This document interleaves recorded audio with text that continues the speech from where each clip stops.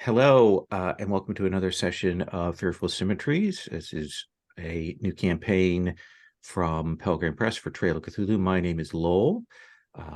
This is the third or fourth session. I can't remember where we're at, but our players are rolling along. We're on session 4, as Paul indicates to me. I won't go through it, but know that we use a layered set of safety tools. And I mention that because some people write me unpleasant comments on YouTube when I say that, and I love it. So die mad, bro. There we go. We are taking up with our characters after some investigations. Last time, I put in a slightly different picture of Mr. Winthrop in the Keeper, but we had those discussions.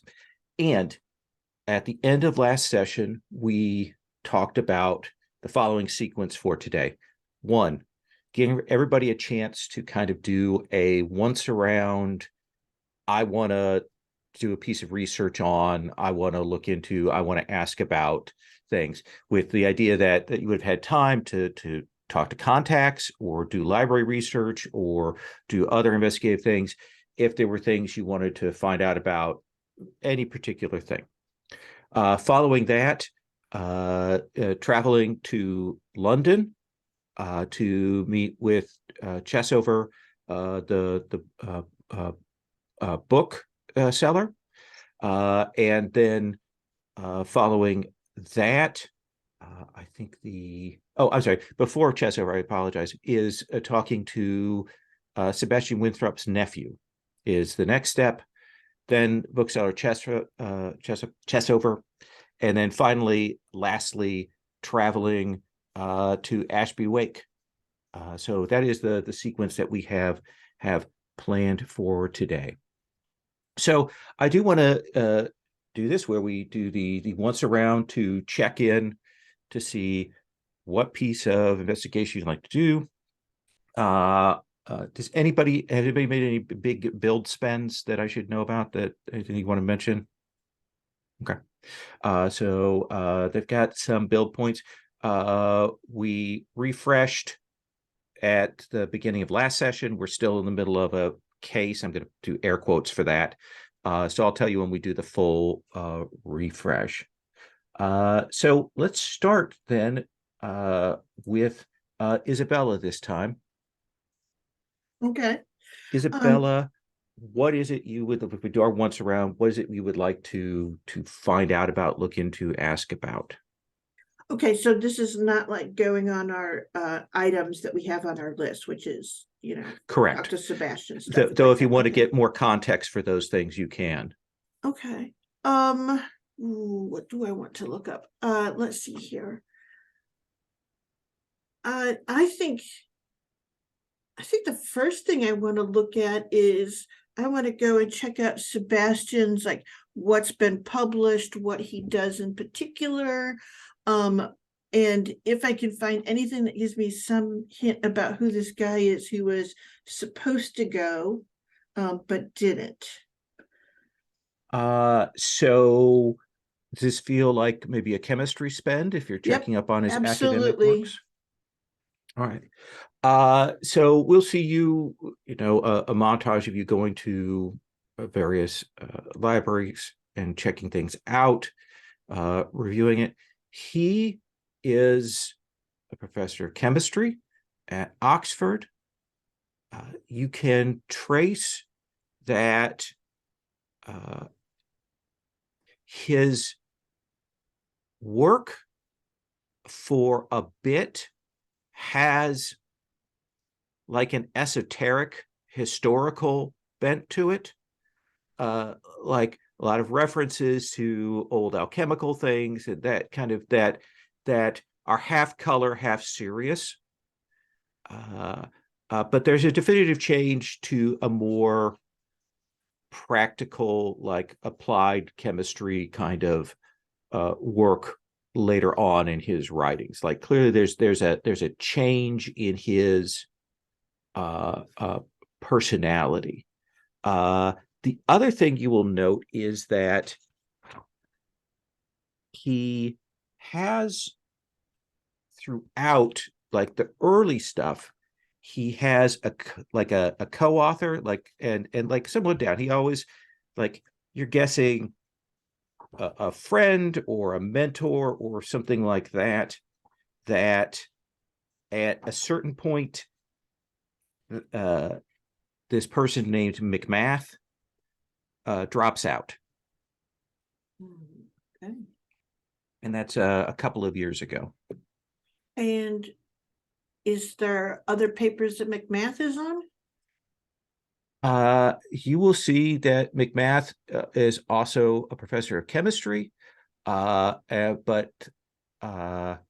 like right around, it's hard to tell because of publication dates and so on. But he stops publishing. Like, he has nothing after a certain date. All right. Does that sound like reasonable info for a spend? Yes, I suppose so. Okay. There we go. Let's come back to Richard. Yeah.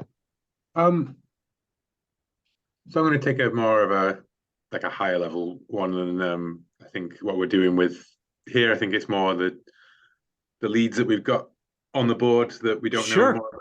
I think Richard's very concerned about he's trying to put faces to our potential enemies, right? Okay. And Mount Portmere is is at least a rival group of practitioners from what we've established. And it's been bothering him.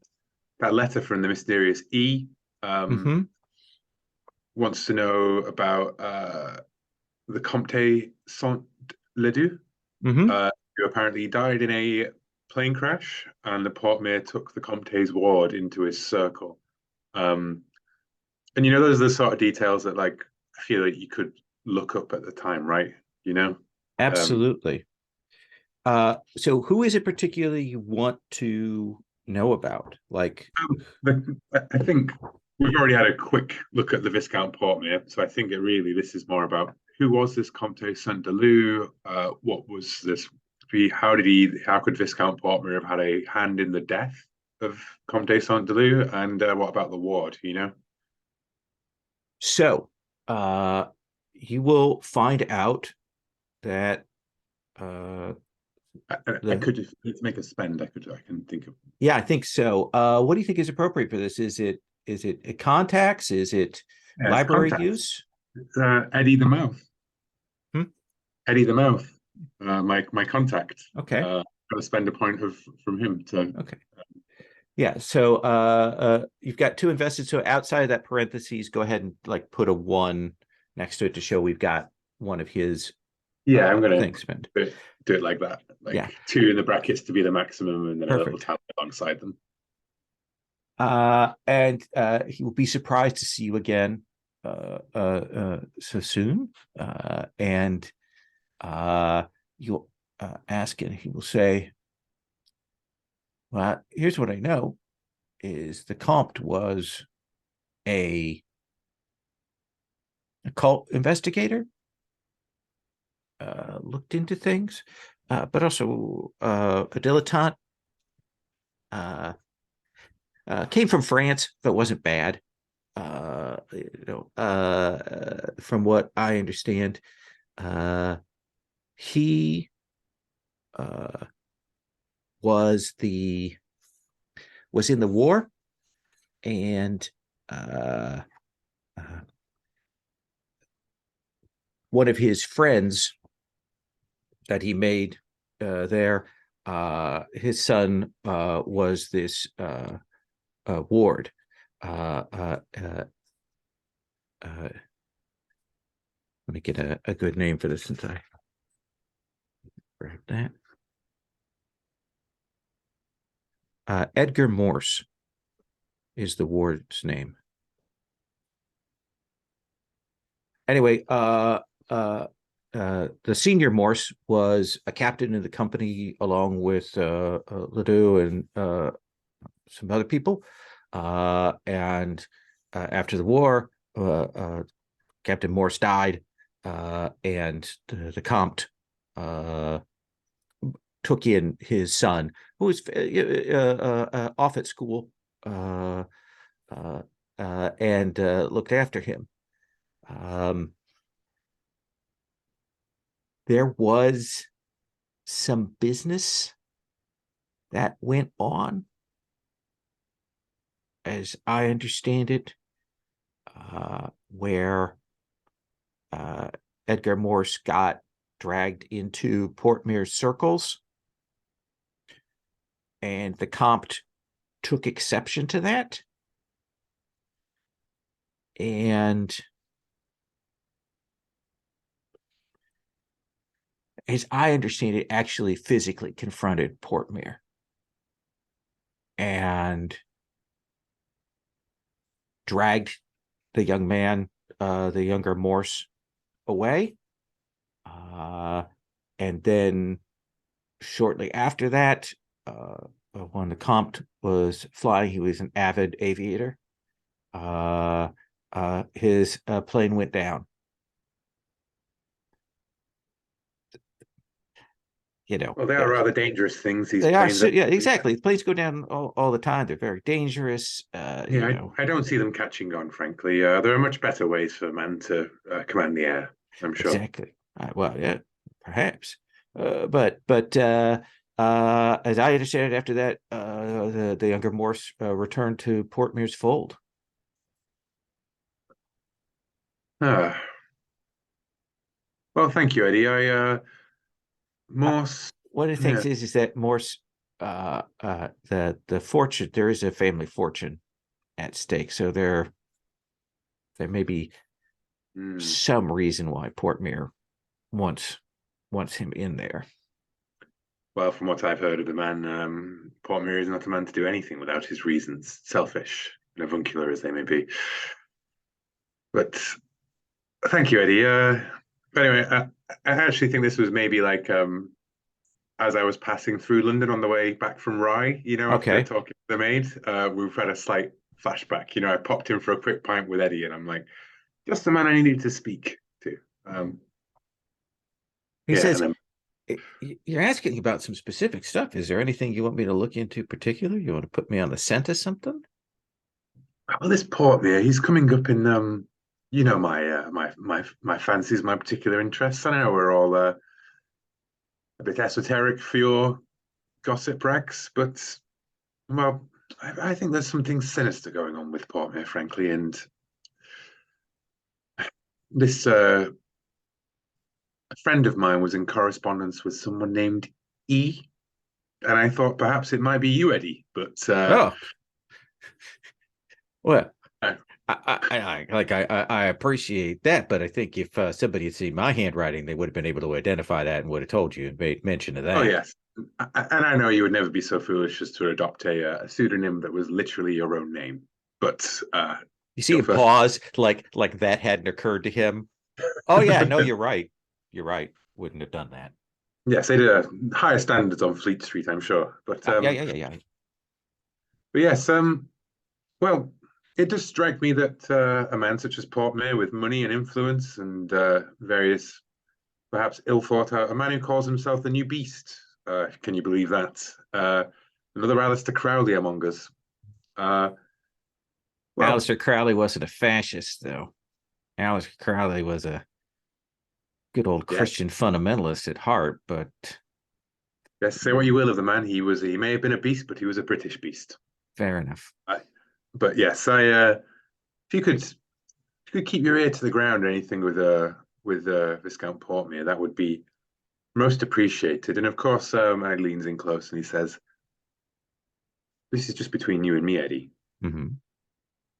And I know that I can trust you because I put 2 points of contact pool into you." Fair enough. Can my friend Crispina Weiberg, anything you hear about her, anything at all, please contact me immediately. All right. I will keep my ears open.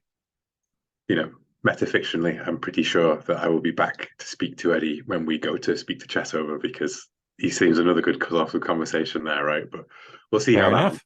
Yeah. Yeah. Sherry, will you change your Zoom name? So let us come then to Dr. Whitewood. Yes, I think I want to do a little bit of digging on Chessover. Okay.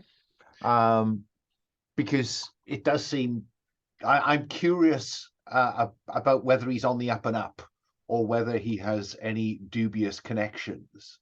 And I'm wondering whether a telephone call. I'm going to have to sooner or later define a contact at Scotland Yard, aren't I? Yeah. Can I define Chief Inspector Jepson? Stop, Alan. Stop. We know a man in the force in London in the 30s. Wilbur Strauss. Yes, perfect. Hasn't he done well? I'm assuming this is an in joke. It is, I'm afraid. Yeah, that is fair enough. I just don't know if he's a chief inspector, Paul. He's a slightly dodgy constable, I think. So Chief Inspector Jepson. I'm going to stick with Chief Inspector Jepson. And just remind me, I've got 2 contacts to spend. I invest these in an actual contact. What's the difference between investing 1 or 2? In terms of what you can then make future spends with, how like both span and scope and future spends. Okay, well, I think I'll just risk the 1 at this point on Chief Inspector Jepson. There we go. Dr. Whitewood. Chief Inspector, thanks for taking my call. A name has come to my attention, and I fear a friend may be perhaps being taken advantage of by a Mr. Chessover. And I don't think we've named the bookshop, but I'm assuming it's on the invoice or whatever else. Chessover Books. Chessover Books. With an address, and so I'm just wondering whether the force has a view. Let me give you a call back. Thank you very much, Inspector. Chief Inspector. Sorry, I keep forgetting about the promotion. Yes, let's get that right. Yes. Yes. He will call you back shortly, and you say, "Well, I talked to some of the boys. This Chessover's, and I assume you're making the spend from Jepson. Actually, I'm wondering whether I could just make a spend from Cop Talk. Now I think about it. Yeah, you could. And then keep Jepson in reserve in case we find ourselves on the run in London. That seems like a very smart way to handle that. Yeah, I'll spend 1 from Cop Talk then. He says, this Chessover, he's sketchy from what I understand, but a lot of people in his trade are the booksellers. It's a vicious game that they're running back and forth. I know that his brother, from what I have picked up from my conversations, is a book scout. Like, he doesn't have a shop, but he goes out to that. But that the 2 Chessovers loathe one another. So Alan Chessover is the book scout, and then Walter Chessover runs his shop just off Charing Cross. There have been a couple of accusations laid against Chessover. Folios that were supposed to be holy and clean that in fact turned out to be a little less original, shall we say.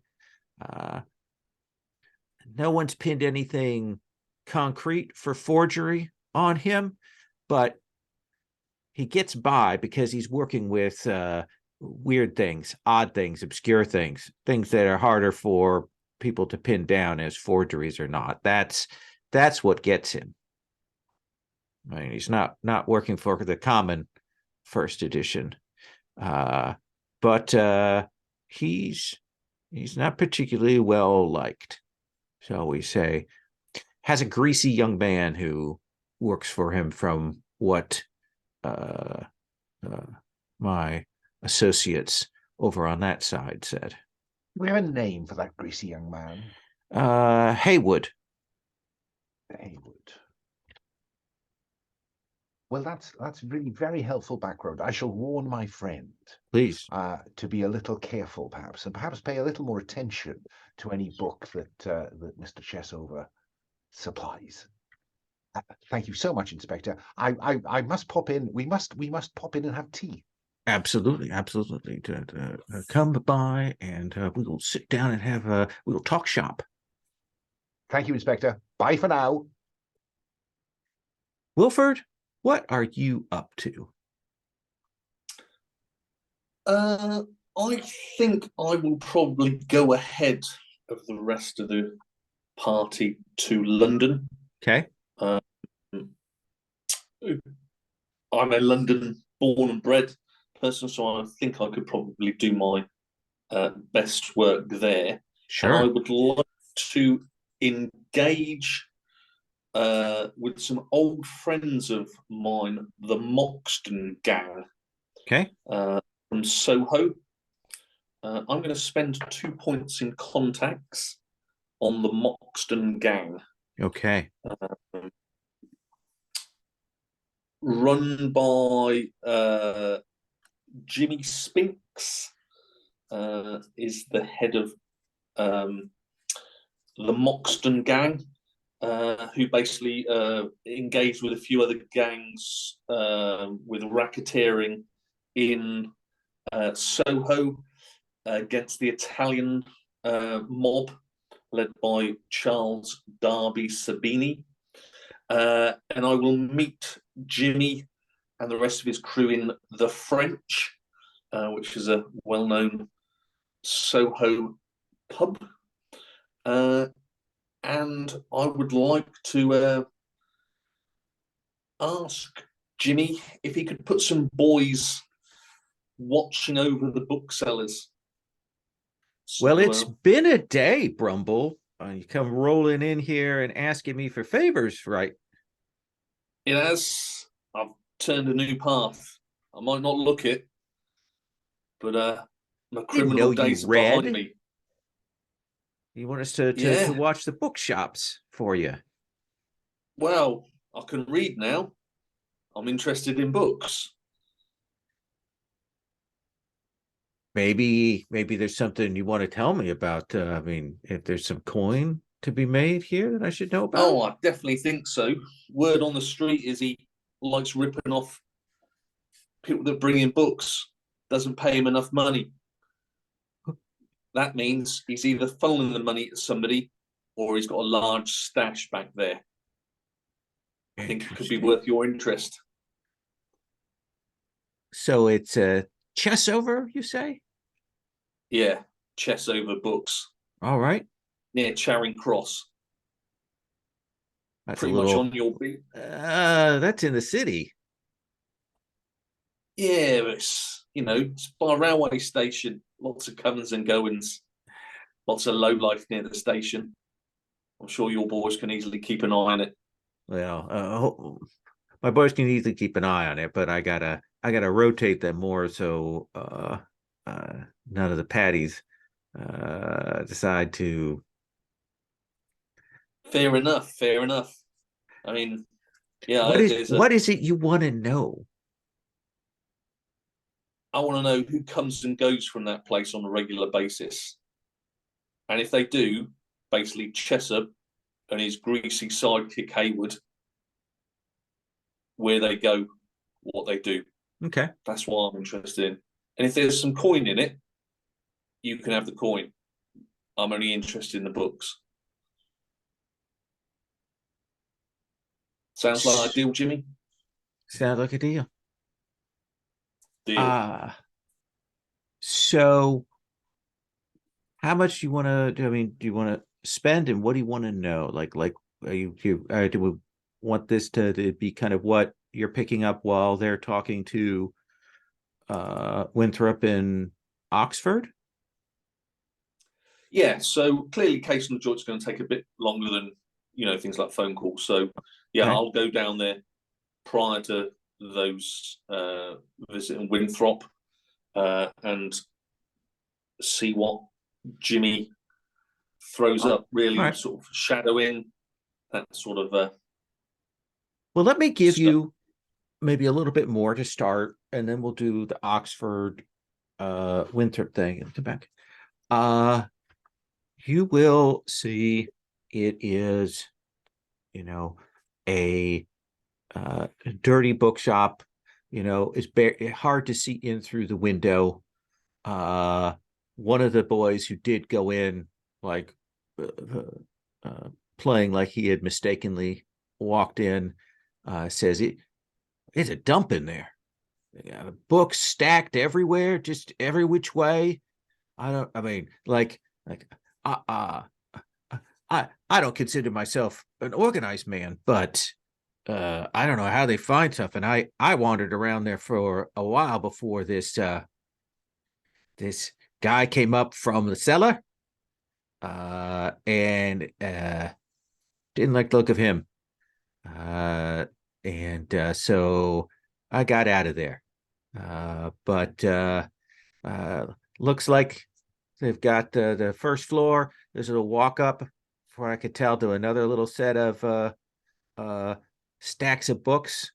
Looks like there might be the upstairs apartment and maybe one cellar, maybe two. That'd be my guess. Nice work, Jimmy. It didn't see this Chessover guy though. You will, in observing this, see that Chessover goes out from time to time by himself, pretty much to the pub, and doesn't drink, just chats with people. Like, you'll see him order a pint, and it kind of sits on the table. He goes, you see him buy paper, head back home. You'll see that the shop stays open when he goes out, leaves this Haywood guy in charge. But occasionally Haywood goes out, and Chessover closes the shop at that point. Okay. There are a couple of times, and maybe you spot it, maybe your boy spot it, that after hours, Chessover and Haywood go out, and they will hail a cab and leave, and they'll be back several hours later. That probably happens a couple of times during that. Does that seem like fair starting info? Very fair. Thank you. Okay. Let me, I'm going to give a picture for Chessover. Let me grab that. I've got that in this folder. Come on.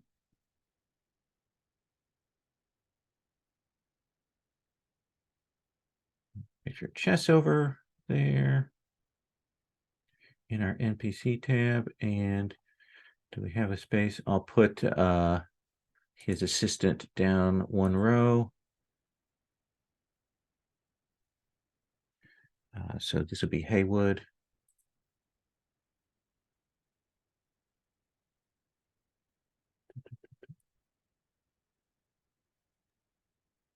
It's always funny when you start to see some of those old portrait pictures like repeat in different games. Mm-hmm. Oh yeah. Like there's loads of them out there, but the most popular and clearest ones repeat, Oh yeah, right? yeah. I'm sure Walter Gropius appears in many, many Trail of Cthulhu games.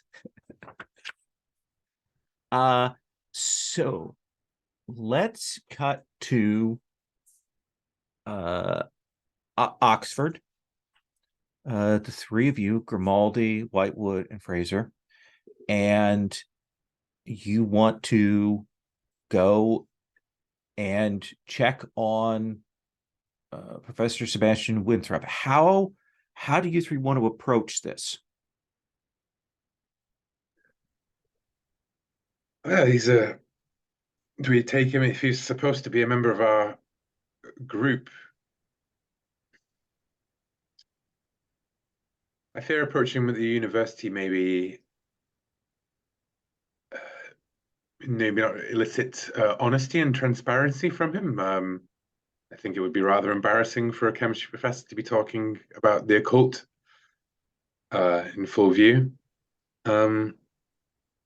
He definitely has rooms at the college. He doesn't live off campus. We'll mention that. I think he's at Merton, if I recall correctly. Yeah. Isabella, I mean, you know, is your chemistry strong enough to make a kind of visiting American interested in his work approach? That's interesting. And she You have sort a of 4 in chemistry, so you are very good. Yeah, I'm very good, but I think what I have is I have my my contacts from UCLA as well. So I think that I could probably yeah, and he is doing practical chemistry, correct? Mm-hmm. Interesting.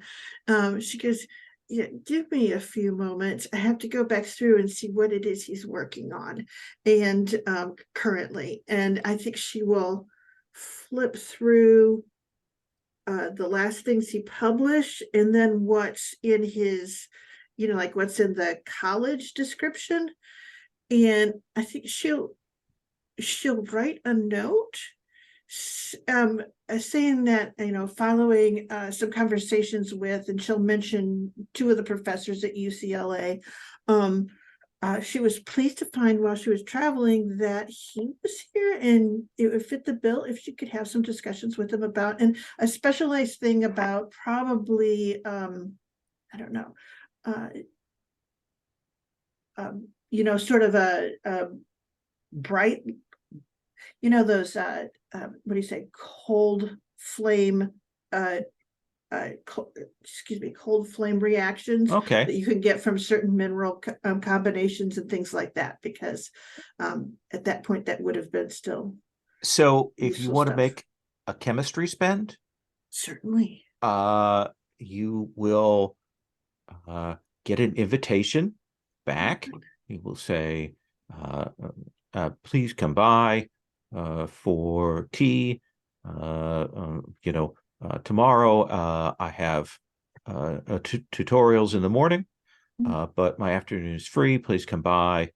I will tell the porter that you are expected, and he'll will show you up.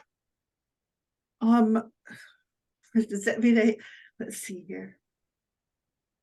What can I do to get my friends invited as well? So I think you've made a 1 point chemistry spend, so that's significant. okay.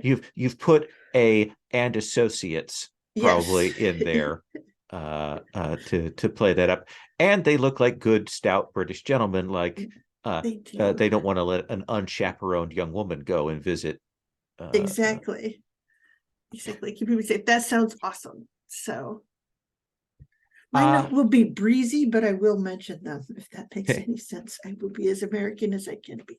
Absolutely. So you will go up, go to Merton College. The porter will see you.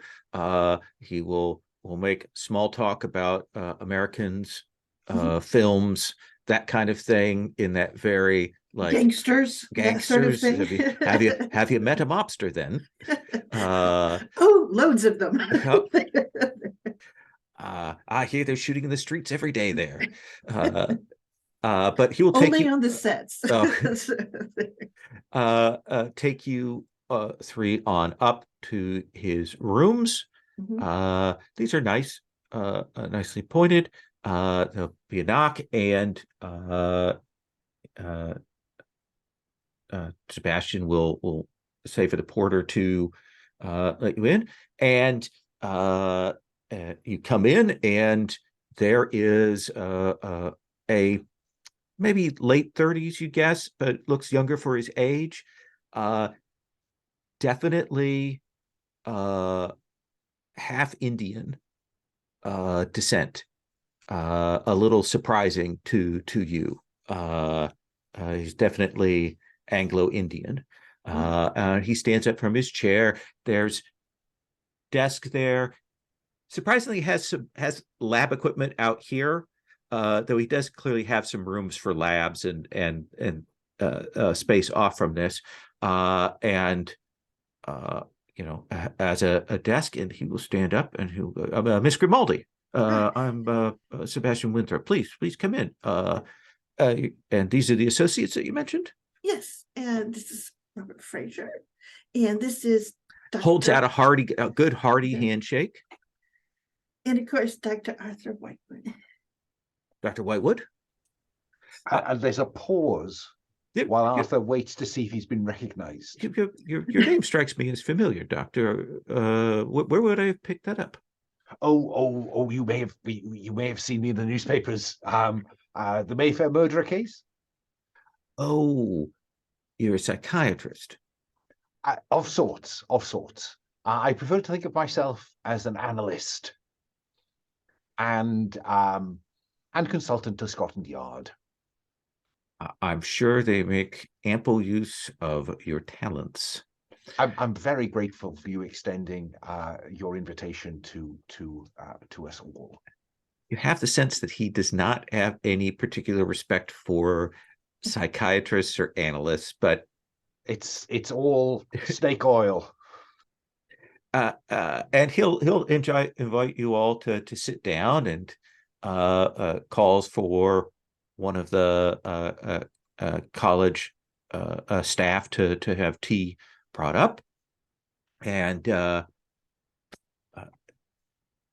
he'll talk shop, but I'm assuming at some point you want to break off, but I want to check in if anybody wants to use any investigative skills here, observation wise or anything before we go in.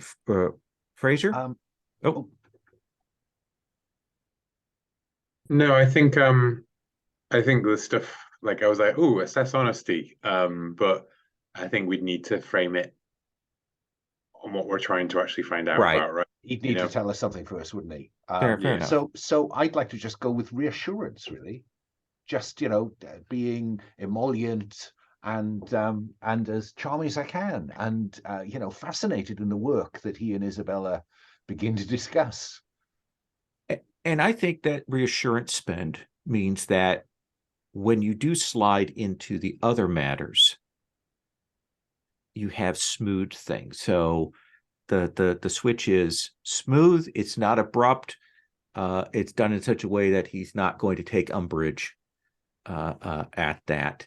You can tell, like, he is clearly a popular instructor. A couple of students stop by while he's there and maybe seem disappointed that he has people.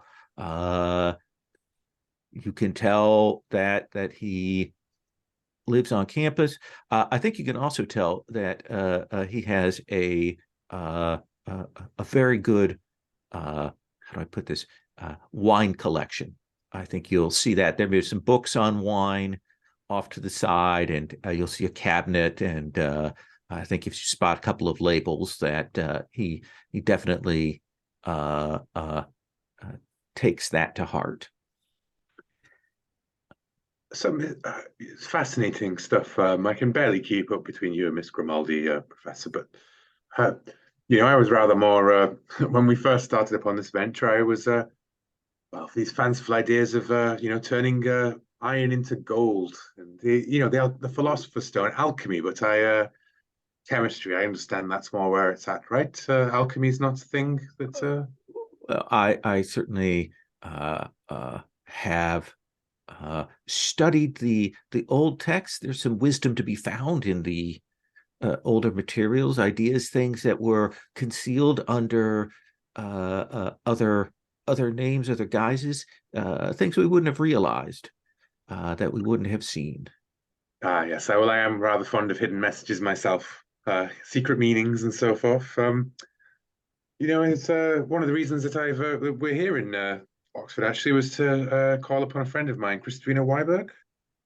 But sadly she's out, and I'd like to, I don't know if it's a 0 point or spend an assessor. No, I think you've got reassurance. He kind of Yeah. knows something. He knows there's another agenda here.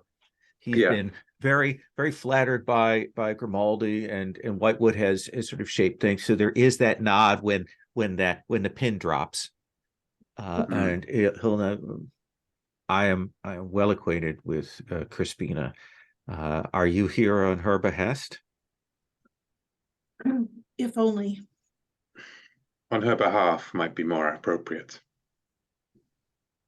While this conversation proceeds, and having got the conversation to wine and his collection of wine books, could my library use just see if there's anything at all occulty on these shelves, or anything that would make a connection? Oh yeah, I don't think there's a spend for this. I think you will definitely see they are off to the side. They're out of plain view, but he does have a number of nothing like wealthy or like rich, but a classic set of occult tomes and so on, as well as some Blake folios. And so that would be enough for me to kind of catch Richard's eye and just encourage him to proceed, because clearly he is, inverted commas, enlightened about the awakening. Yeah, so let me get Fraser, and then let me come back to Isabella. So what is it you want to draw from him? Like, what is your tact? And then I want to come to Isabella. Well, I think it is sadly missed something. Something has happened to Miss Weiberg, and we're not entirely sure what. And we're here to try and find her and to finish her work. Now, I understand that you may know more of this work than one might assume from a chemistry professor of Oxford. And certainly your father seems to believe so. I suspect you've spoken with my uncle. Uncle. My notes need to be slightly updated then. I apologize. Say, I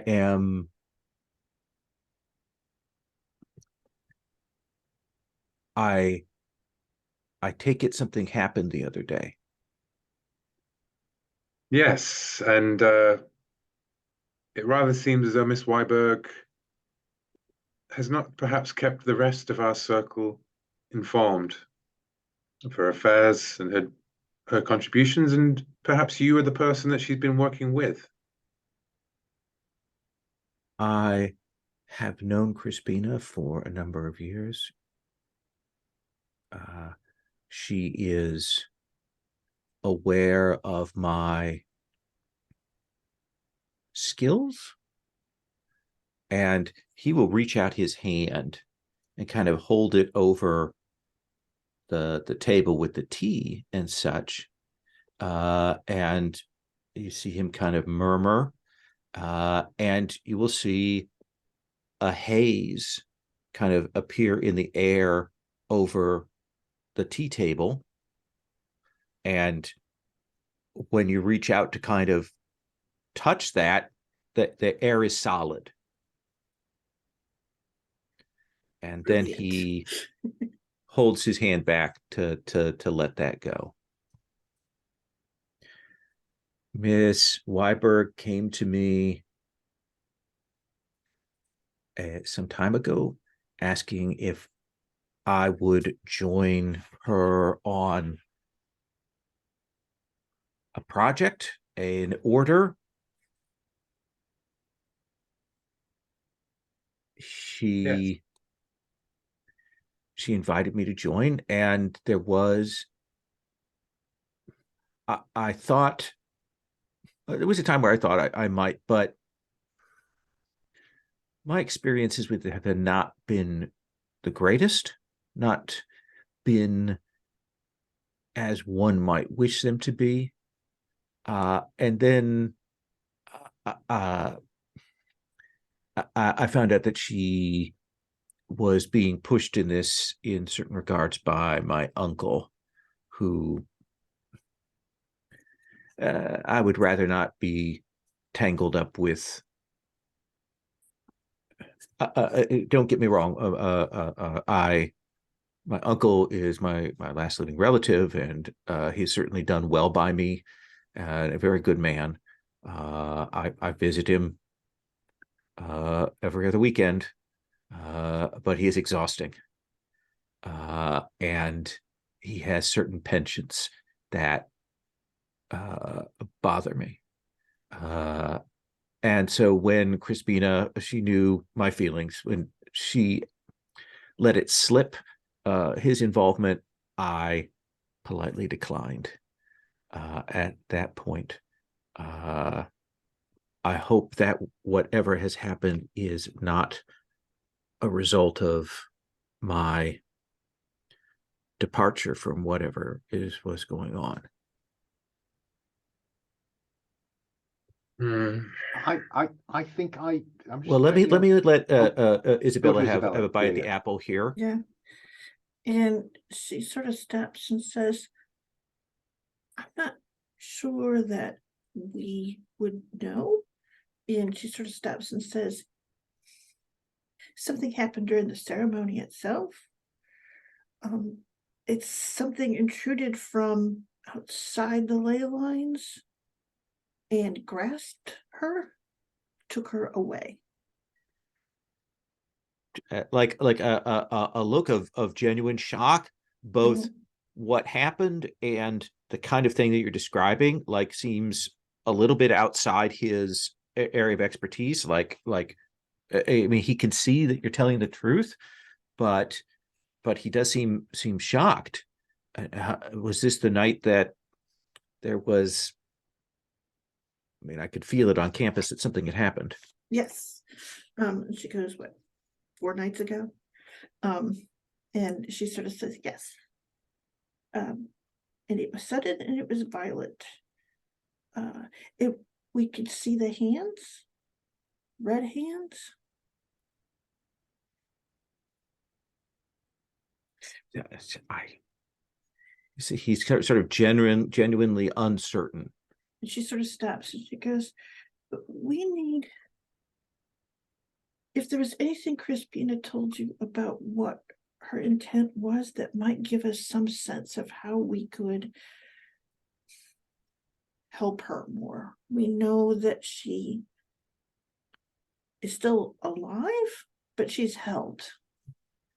So this is going to be the last sort of the investigative points that you've spent that I'm going to pay off, and then we're going to, if people want to put more in. Understood. He will say, when Crispina first approached me, she certainly spoke of the restoration of Albion, of its import, of its necessity, of the reawakening of these powers. And it seemed she worked for the greater good. Certainly. But the last time I spoke with her, when I realized that she had been speaking with my uncle about this, she had an intensity about her that bothered me. My uncle also wishes the restoration of Albion, but if you talk with him long enough, he will mention that he is related to Blake several times. And he will mention his ties to England and to the land. And I do not think that his idea of the restoration of Albion is entirely selfless. It feels hungry to me that the restoration of Albion and the command of what comes next is his birthright. And I suspect he put a little bit of that fire, that enthusiasm into Crispina, perhaps. And perhaps what happened was her overstepping that, her enthusiasm pressed too much. I do not think that my uncle would have wanted what happened, but it may be an indirect result. All right. Dr. Whitewood, did you want to? No, I was thinking about assess honesty, but to be honest, I think he's being straight with us. Yeah, he really is. We already picked up from Winthrop, so I think that he is speaking honestly. No, I think Arthur. Do you want to make us assess honesty spend? I don't know what it's going to get me. I guess is whether it's worth it, because I believe him. And the only thing I did wonder about whether it gave me any insight into his personality. Because I've got this forensic psychology spin on assess honesty. Okay, it's up to you. So, yeah. So yes, I'm curious about the man as much as what he is saying. I think if I'll make a spend, you can tell that he loves his uncle, but worries about him and is very nervous about his uncle's larger agenda. Like, that's clear. But I think it also, like the talk about alchemy and things like that, you can tell that he has been through something bad. Like, something bad has happened to him in the past regarding magic and so on that he's not talking about, that additionally makes him hesitant. There's some kind of trauma that he is shying away from. Does that feel like a fair? It does. I'm inclined to push, because I'm inclined to take a punt and say, is your discomfort at all related to the fate of Muckmath? And he will sit back and put his chin on his hands. And we're going to take our first break. So take 10 and we'll come back. Spells, right? Yeah. So books are a major source. You're going to Chessovers, the possibility of maybe finding something there. And here's our meta. Part of what is in the trove at Ashby Wake are some resources on that. I've sort of been thinking about how to get that into hands, since we want that to be an important part of things. Paul, I want to come back to Wilford and maybe give you another chance if there's something else you want to do there before I return and finish off this scene in Oxford. No, I was really happy with the information you provided. No, I think I'm at the stage where I'd like to sit down with the others and really discuss plan of action and relay what me and my boys have found. Absolutely. So then I'm going to cut back to this scene. He will say, Macbeth was my mentor and my teacher in the arts. Was not my uncle who taught me this, though he had spoken enough of these things. My uncle and I have often clashed He is perhaps an absolutist in the Blakean sense of the dangers of science, of what science and reason will do to the world. But that is a whole nother matter. But it was perhaps those conversations with my uncle that had made me primed, perhaps a little susceptible when McMath approached me. And it was through him that I learned of the study of alchemy. And it's what pushed me to pursue the course that I have. And I owe McMath a lot, but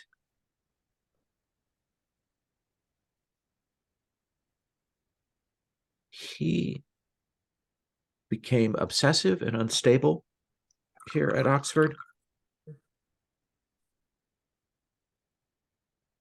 And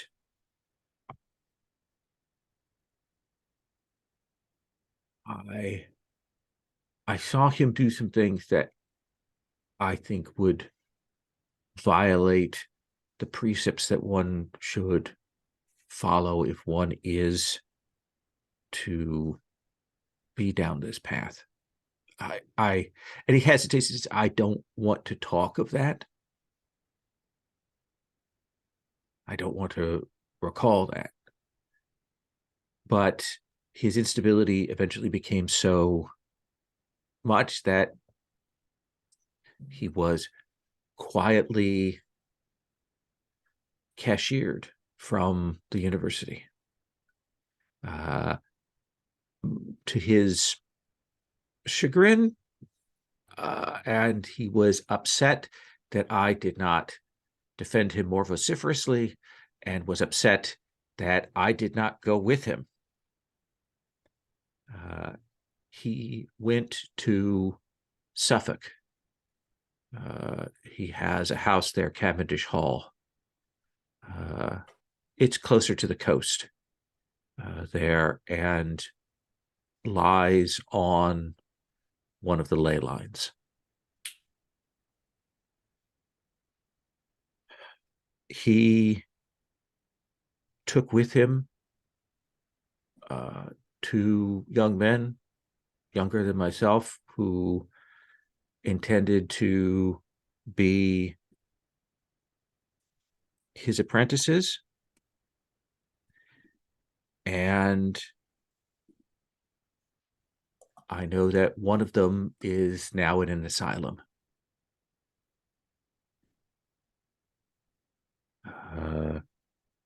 Niles. I know he is at Severall's asylum in Colchester. I have not heard from the other apprentice.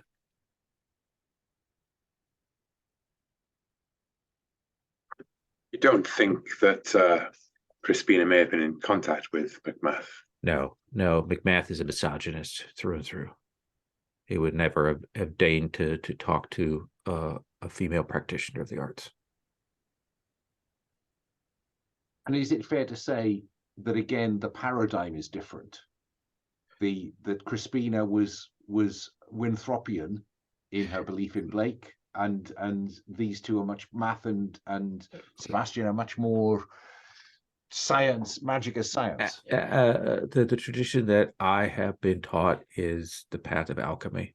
I know that Crispina practiced classical magic.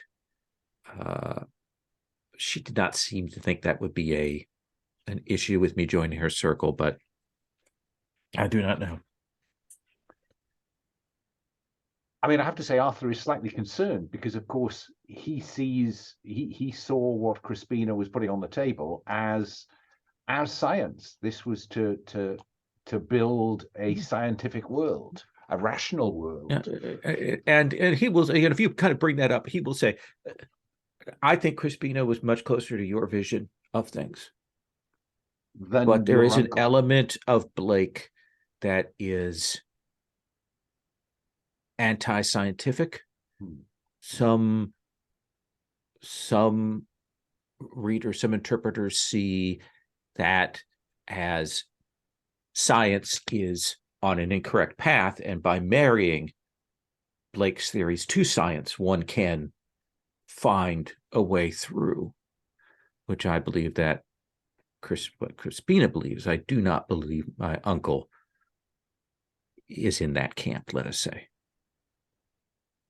I think that's all very helpful, I have to say. Richard, anything else you want to say? No, I think we've essentially got another name on the sprawling board. Reassurance that this younger Winthrop wasn't directly involved in Crispina's, let's say, extracurricular activities. So we're still looking for the mysterious person who helped her with the ritual before whatever work she did before the work that she told us that she was doing. Ultimately, I think what I want out of the end of this conversation is just to say, like, you may not be part of our circle, but you are a friend to Miss Wyberg. And as much as restoring Albion is our common cause, finding Miss Wyberg and saving her from whatever fate has befallen her is, Richard's personal priority. And he hopes that he could call upon the Winthrop Jr., as it may be, to help out. I am at your disposal.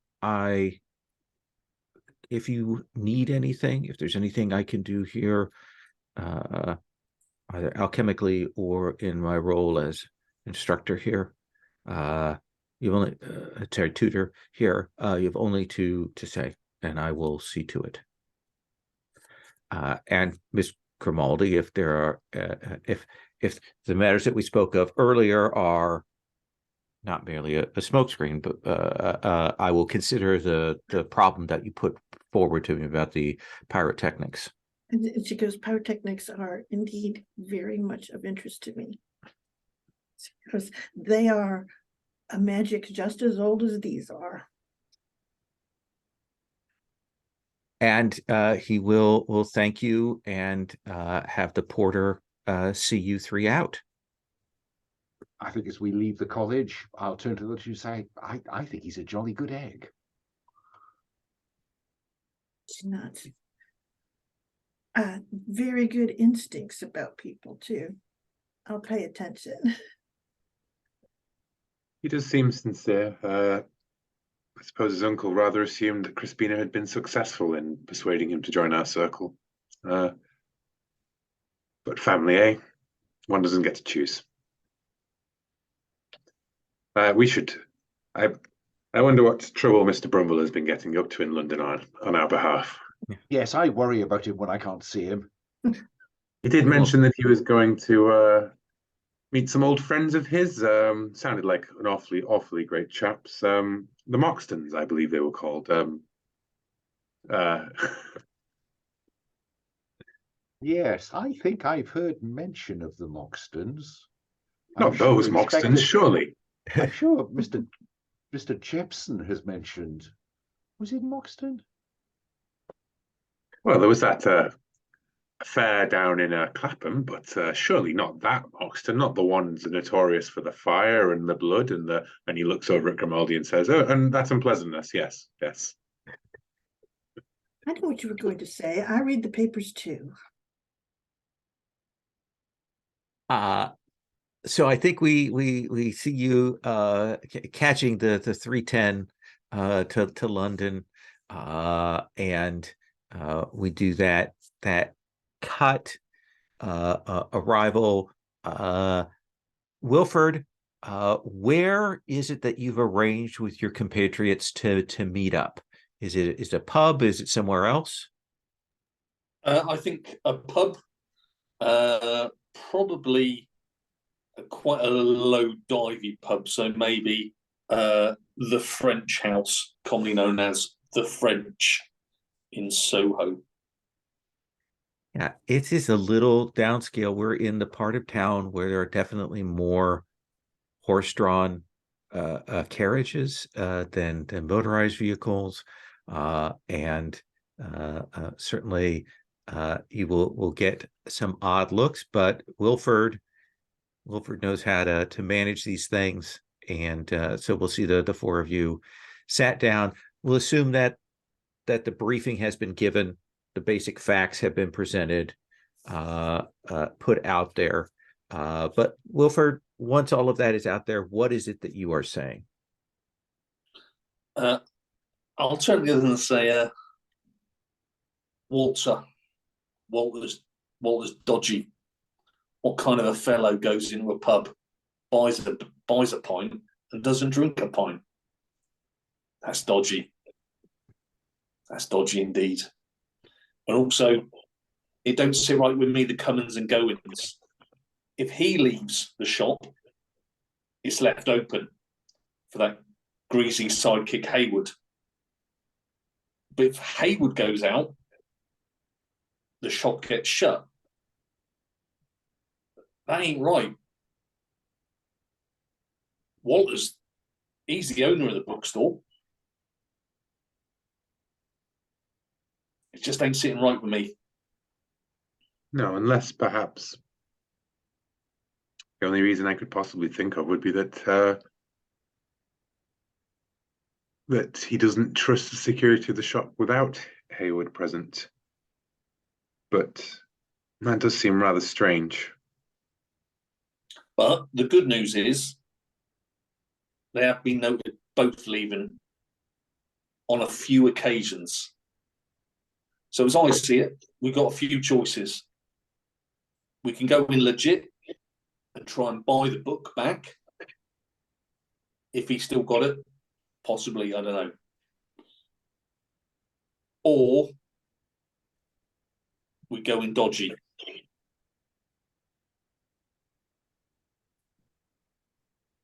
And when I say dodgy, you lot have to decide on how dodgy. Well, I mean, I see no reason to be, to use your slightly obtuse vernacular, Mr. Brumble, dodgy. I think we should make some sensible inquiries. We use Crispina as a mode of entry and see where that takes us. If that doesn't work, then maybe dodgy is what we're left with. You did sell the book to Crispina, so And apparently bought it back. yes, he may be unscrupulous and he may be a dodgy, as it were, but he is a book. Yes, he may be a book. He is a bookseller, and perhaps. Well, I think I agree with Dr. Whitewood in that one can always go by the back door when one finds the front door locked. Yes, but it's rather hard to explain yourself if you're discovered having gone by the back door first. Miss Grimaldi, what do you say? I think they sound terrible. She goes, I don't know that I'm comfortable with what they leave in that shop when they're not there. Clearly they're not, she sort of says, unaware of what they're selling. No, and you said that was he the source of these items that Miss Van Spal was trying to sell? No. I don't have any sense of that. No. It was that Van Spal introduced Weiberg to Chessover, wasn't it? Yeah. She's the one that tracked down that Chessover had the book, I believe, right? I would perhaps invoke Van Spal, perhaps, rather than Weiberg. Yeah. Well, there's no reason why we have to take a single approach, you know.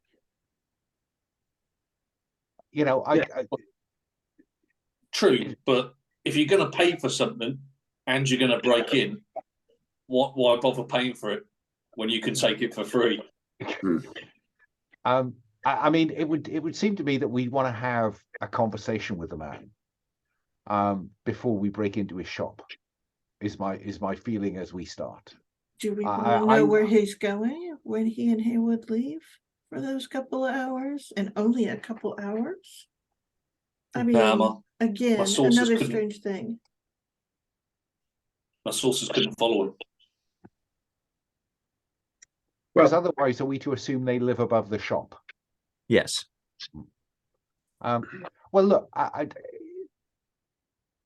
the only question I think is who goes to approach him, because I would say that whoever goes to speak to Mr. Chesover is perhaps the worst person to try and join in on any dodgy business that may occur afterwards, because it is better to remain somewhat separated between those who do the talking and those who do the breaking and entering, I believe it may be called.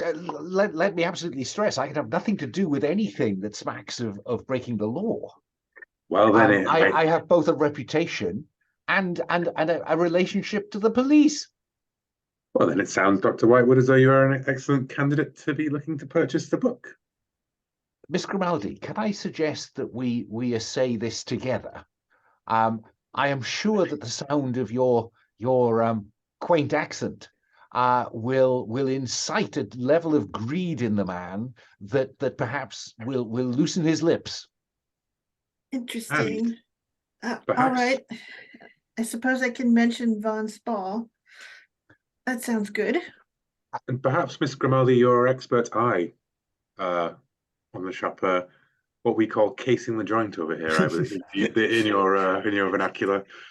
But and she goes, and she sort of stops and goes, I would take offense at that, but I'm actually quite good at it. Indeed. One may have been looking at the seats and going, "Who would I wish to break into it?" It's clearly not either me or Dr. Arthur Whitewood. So I'm understanding that Whitewood and Grimaldi are going in. Fraser, are you and Wilford then both kind of holding back? Oh, not too far back. Can I just point out, on a meta point of view, the skill evidence collection, which I am the only person that actually has. That is your classic spot hidden objects. I'm not saying other skills couldn't do the same thing, but it does say in the description, spot hidden objects. Well, look, I mean, there is no reason why all four of us don't turn up the shop, because any break-in after the event, if somebody is spotted or caught in that circumstance, it doesn't matter if the man's seen them before, does it? I mean, there might be some scandal, but if somebody's going to ask, if the police are faced with believing me or Brumble, I know who Inspector Jepson will go with. If we're going to do a job down the bookshop, then I don't intend getting caught. So that's fine with me. Indeed. But you understand that I have to be aware of that risk, Mr. Brumble. So it sounds like we're talking about the group going in. I think so. Okay. Then we will cut forward to you all arriving at the bookshop. One variation on a theme. There is no reason why we should be associated. So if Isabella and I follow the leads we were going to, and Fraser and Wilford kind of arrive shortly afterwards and browse the shop, that gives Brumble the opportunity to do his evidence collection and spot hidden, while we engage with Chesover. And if that we leave, and then Fraser can pick up the baton. I think we're overcomplicating it at that point. Okay. Yes, I think there's this is a shop that does not get much walk-in traffic, such that might seem a little odd. But let us. Can I just say, Richard Fraser, I just like to take a step back from this scene, and so I will just be the man outside, making sure that keeping an weather eye out for things, because I just also feel like 4 of us piling into a shop is slightly more than 3 of us piling into a shop, right? And I have no useful skills to bring that aren't just talking, which you guys have got covered as well, Man in the van. Okay. I will, however, give you a signed copy of an English Thorn. and in fact the manuscript as a bargaining tool, if you wish. And Lowell, I could spend my author points to do that, if you wish. Absolutely. It occurred to me that a bookseller may be interested in an author's texts, right? Like one particularly one that is of a craze among certain sets. So there's no general ability that's like to persuade in Gumshoe, is there? So I was like, otherwise that would be a good one to make a pool, with like. Yeah, no, I think in this case, doing the spend with your author, that art craft, creates an object that is significant. One spend means that it's certainly going to catch his eye. To spend. Yes. To spend means that you've got something that the market wants. Then I will make it a 2 spend so that you guys are equipped with it, and I am sufficiently removed that you can play it up with got an line in kind of thing without it being a case of like I'm just here offering my things basically. And the reason it's so valuable is because of the whole cipher cryptography thing. People want to see if there's other things hidden in the original. There's a lot of discussion about that. So I think that's what makes this worthwhile. So, Dr. Whitewood, Ms. Grimaldi, Mr. Brumble, you will come into this bookshop. I think you will note that it's Chessover, and like there maybe was another name there, but that has been scraped away over time. Does it look like it might have been Chessover and Chessover? Yes. All right. And inside, it is strewn about with books. It is piled around. I don't know if you've ever been to a bookshop like this where you're like, this is run by lunatics. Where things are stacked on things, on tables, on chairs. There doesn't seem to be any order or organization to it. It's claustrophobic in moving around through there. You can see that there is a set of steps that go up to like a half floor above. And there are books on the steps going up. You can see that there is a sort of a desk cashier sort of thing for talking with some chairs. There's clearly a back room, and I think you could probably see that there's probably whatever door to the cellar is back there, and you can walk around here, and it is like a while before someone comes. There are some nice things here. Does anybody want to make a spend? Like to find something interesting? I will spend from evidence collection. All right. Well, let me have you save your evidence collection. Do you want to make an occult spend? You've got a point of occult. Oh, I do have a newly minted point of occult. So yes, let me spend that then. You will find, and you're looking through, moving things around, and you've been trying to like keep in your mind fresh. Oh, like whatever, like what you should be looking for, that kind of thing, and you will find buried in a stack the Petit Albert. This is the grimoire of Albertus Magnus, which is a 1752 book. It looks like this copy is maybe a Frankenstein, taken from a couple of different graveyard copies, but it looks fairly intact, and it shouldn't ought to be at the bottom of a pile of books here like this. This is quite a nice thing. Certainly something that will undoubtedly offer a pool of occult and potentially a couple of spells. And I think Isabella, you'll probably see some books on stage magic buried about that you can look through to recognize. And Dr. Whitewood, you'll certainly see some older texts on psychology there. And then at a certain point, this figure emerges from the back room. This young man, 20s. His hair is oily, like you're not sure if that's natural or if he put something in it.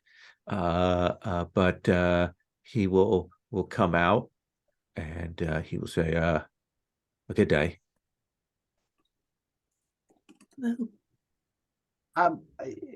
We'd very much like to speak to Mr. Chessover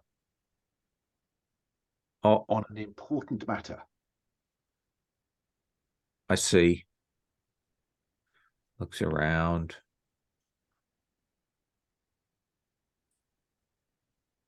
All right, well, I'll just get him then, won't I? Thank you, my good man.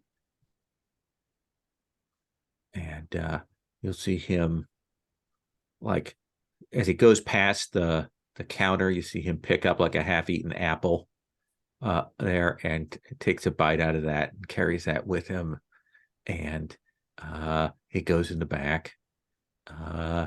And after a little bit, Chessover and he will emerge. He kind of like goes and sits behind the counter with a real insolent look on his face. And Chessover comes out and he is effusive, doesn't shake hands. Like that's not the way he operates. That's a relief. And he would say, "Oh, good day, good day, good day. Oh, so many customers here at once. We are a shop that often is inquiries and such, and then sending them on to various places. So, my assistant said that you had business." Indeed, Mr. Chessover. Perhaps I could introduce Miss Grimaldi of the Los Angeles Grimaldis. Yes. Very pleased to meet you, young lady. American. Ooh, interesting. We've come with a very specific intent, Mr. Chessover. And we'll look over at Brumble. Like, are you going to introduce that man? He's holding a book. I will introduce myself and just say I'm with him. Don't mind Fair Mr. Enough. Brumble. Yes. So how is it that I can be of assistance to you? You said Dr. Whitewood, you said? Indeed. We wish to buy your copy of Le Dragon Rouge. Dragon Rouge, that's a very rare volume. I will have to look to see if I have a copy. It's been in high demand, of course, as you understand. Its rarity makes it something of a sought after item. Yes, but that's not entirely the view that you gave Alice, is it?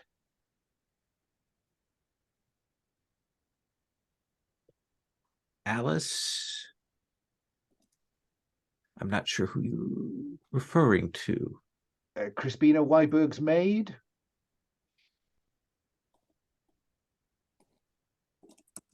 You have me at a loss. I am familiar with Miss Weiberg.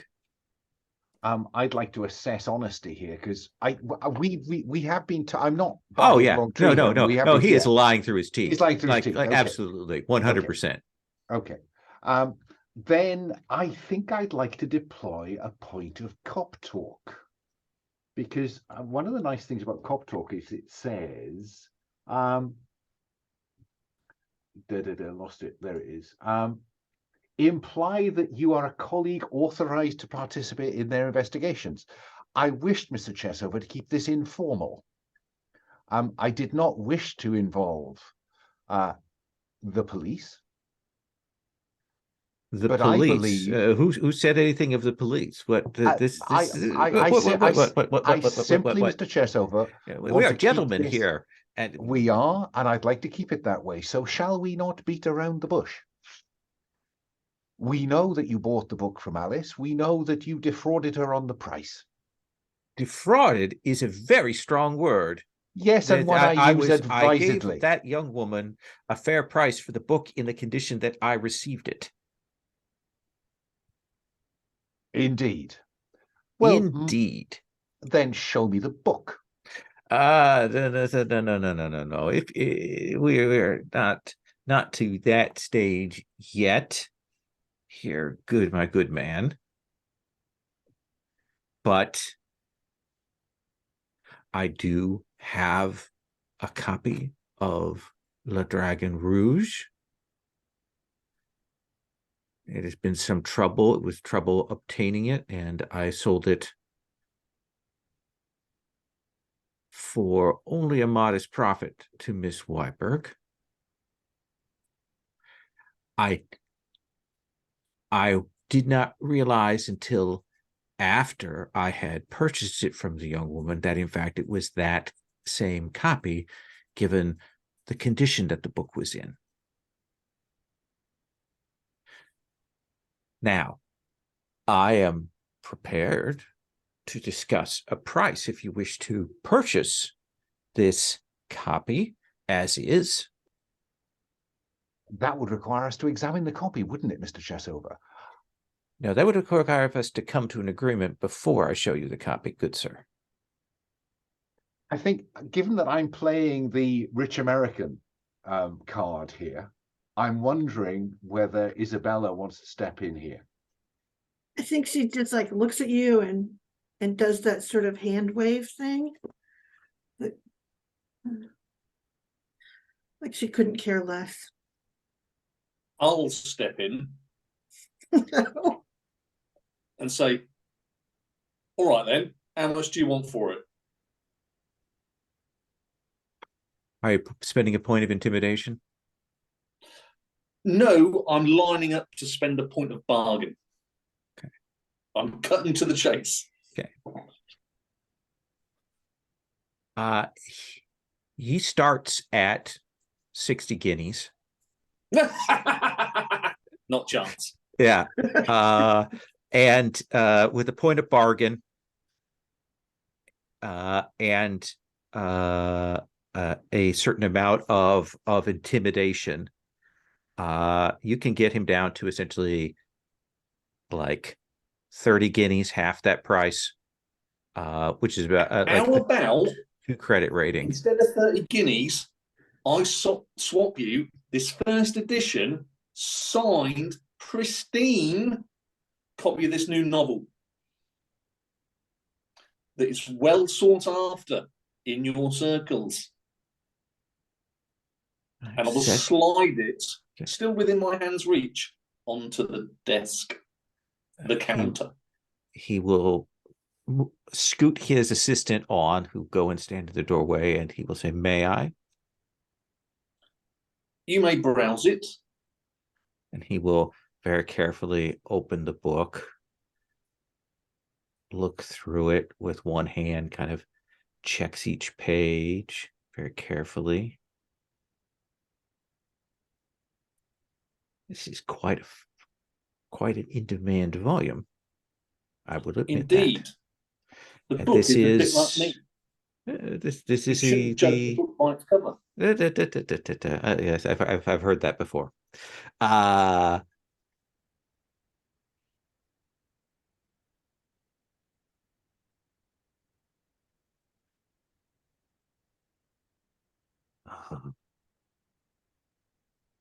Do we have a deal? Yes, we have a deal. Let's shake on it, my man. Just a moment, Mr. Brumble. Now that we have a deal, I think we need to see what the deal involves. Yeah. Le Dragon Rouge, please, Mr. Chersover. Yes. He doesn't shake your hand, Wilford. In fact, he kind of, you see him deliberately avoid that. But he does go back, and he will speak to the young man, and the young man will wander in back. You'll hear the sound of a cellar door opening, and he says, "It will be just a moment. I've been doing my level best to make sure it remains fairly intact." I will lean to Miss Grimaldi and say, "Did you notice that, Miss Grimaldi?" In a very quiet manner. And it is true. I have been like looking at the shop and looking at it for what's strange and odd about it. I mean, there's lots of set dressing, but there's lots of set dressing. I think that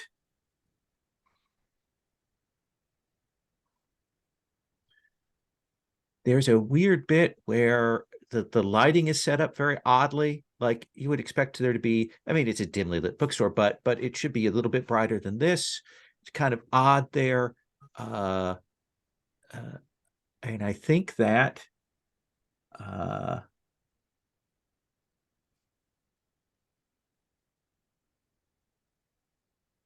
I think either an architecture or occult spend.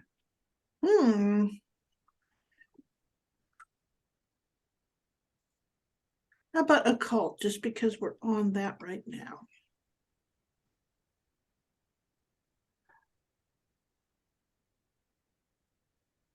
He, at one point, when he brushes past the counter,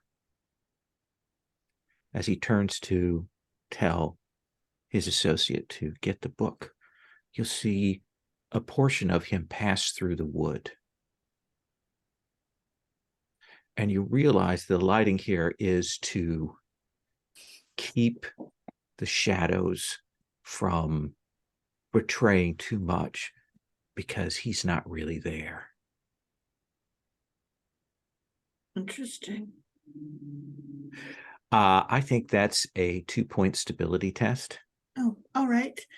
Let's see here. So I have to beat 2 So you need a points? 4 or better. If you get a 4 or better, then you don't lose anything. If you get a 1 to 3, right now as it stands, you will lose 2. So I'll spend 1 and roll because my rolls are so horrible. Okay, then you need a 3 or better. All right. It's unlikely, but we'll see if I can do it. I do have to go to the dice room. I hadn't gone there, so Okay, no. Hold on a second. It's our first roll. I know. And even if I had brought it up, I would have like closed it by accident by now. Right. So. All right. All right. 6. Here we go. Let's see.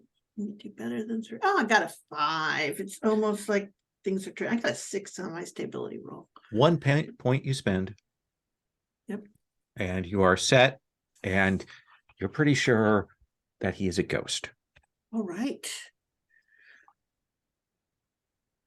And that young man comes back. You have a chance to say what you're going to say to Brumble and Whitewood. A young man comes back. I'm like, I just walk by. I'm standing behind Dr. Behind Dr. Whitewood, and I lean to Brumble and I go, "He's a ghost." And I've like hit, essentially tapped Dr. Whitewood in the back of his suit so he's listening.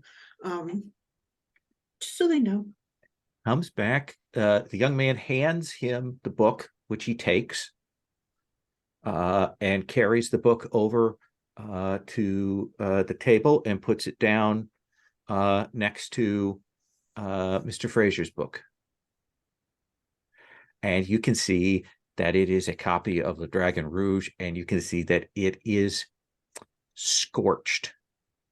It is not burnt, but I think flipping through, you will see that there are a number of pages that the edges are burnt, and then a section of the book that is just gone, just ashes.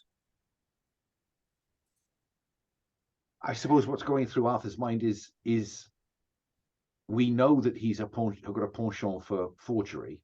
Is this book real and damaged, or damaged to disguise the fact that it is not real? Interesting. Do you have art?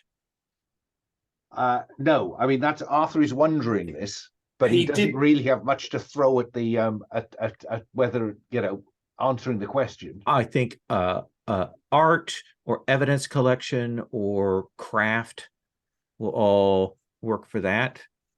Well, then I will look expectantly at the other visitors. Well, Miss Giraldi, do you think that this is the real article? What were the skills? I'm sorry, I just didn't miss art, that. craft, or evidence collection, I think would be appropriate here. Oh, craft, I have a plenty. Please. I'll take a look at that. No problem. Like this kind of forgery for this doesn't make sense. And it definitely looks to you, it's not a showpiece. This is a book that has actually been burnt. I think that like the bits and stuff that you see here kind of match some of the ashes you saw on the lectern before. And it definitely looks like that. This is a real book, and it is the book that Crispina used. May I ask another question? When the ghost carried the book over, was it Haywood that was doing some sort of levitation, or is the ghost actually able to support a book? It looks like the ghost can physically touch paper. Interesting. And he has set the book down, and he says, so my American friend, do we have a deal, an exchange, as it were? Plus, a book is an artifact at this point. And she'll sort of look to Dr. Arthur Whitewood and sort of go, it does serve my purposes. One other question, Mr. Chessover. Yes. The book is in demand. Who else has expressed an interest, either before or since it came back into your possession? No one has asked you since. You are the first to inquire since I received it, but certainly Miss Weiberg was directed here by a friend of mine. Expectant. Pause.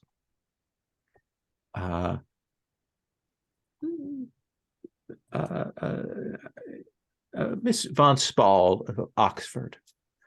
I have had commerce with her from time to time, and she called me to ask about it. I had an inquiry from Lord Portmore some months ago, but there were some other books that he wanted more readily.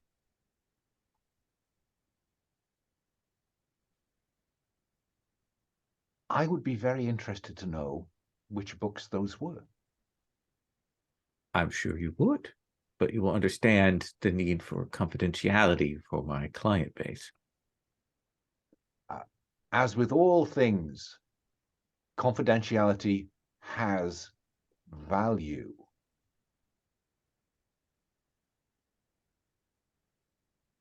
You'll make a credit rating spend?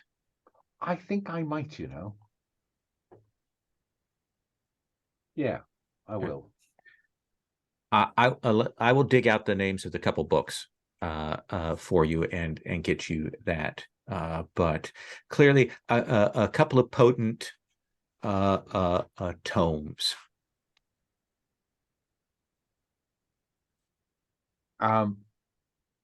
Then and unless Brumble is going to take note of my comment in the chat, our business here is complete. I did put something in the chat, Lowell. While they were doing the final transaction, I would like to disengage myself from the counter, and wander the shop and do something. But I will have a quick. I don't get it, Alan. Call me thick. Well, I thought you, because there's a skill called filch.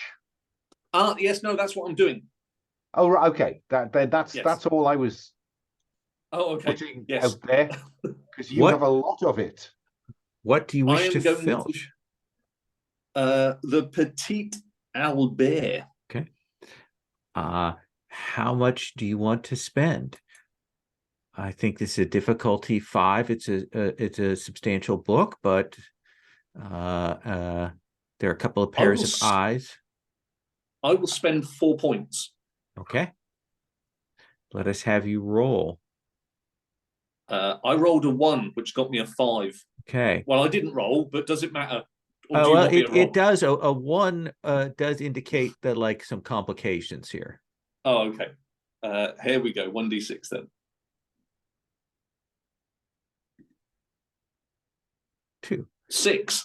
So you are able to pocket that down your front like a weasel, and not be seen. Make haste. Make haste. And Chestover will say, well, this has been an interesting transaction. I hope that we will have future exchanges. And I think there's the sound of the shop bell as the two of you leave. Bilford's already out the door with the book in tow. I will shake hands with Mr. Fraser outside and say, "You did us well there. You did us well there, sir. Your book was instrumental." And I see as you fish out your I think Fraser's just like, okay. Just a bit of bedtime reading. Got a hook for it now. Let's take our second break here. Let's take 5, and we will come back on the road to Ashby Wake.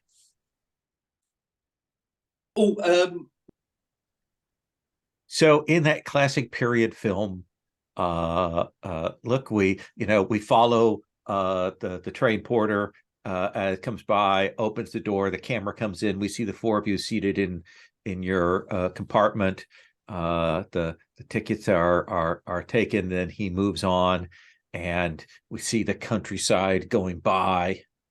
We're a little higher budget, so it doesn't look particularly green screened. It's probably you wanted to catch the train to get out. You've sent a letter to Ashby Wake saying that you are coming on Miss Crispina's behalf. They have written back to say time we'll have someone at the station, blah blah blah. All of that, those things have been arranged. But now it's a time, like, as Brumble is maybe looking at this book, that the 4 of you can discuss the strangeness of Chestover.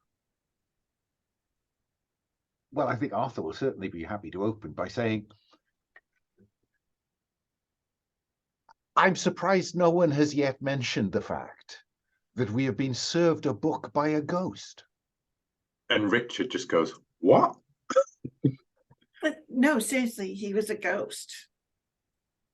Haywood or Chestover? Chestover. But we've heard stories of him, like, going round to the pub. Well, he doesn't drink. Truth, but I'm used to ghosts being tied to a spot. Did any of you brush past the man? He refused my handshake. As I But what sniffed are my now? sort of fingerless gloves. Seems like he could touch and support paper. So is a very particular kind of ghost, perhaps? And to be precise, he wouldn't even shake my hand. Imagine, perish the thoughts, Dr. Whitewood. I Yeah, can't imagine. and I think when you say that, she glances out the window. You know? Yeah. I think that therefore supports Miss Grimaldi's. He can only touch paper. He can't handle a pint, and he can't shake hands. But I have That's to wrong. say, Mr. Brumble, your insights in these things are becoming quite remarkable. The fact that you spotted how odd it was to visit a public house and yet not drink, and now we have an explanation for it.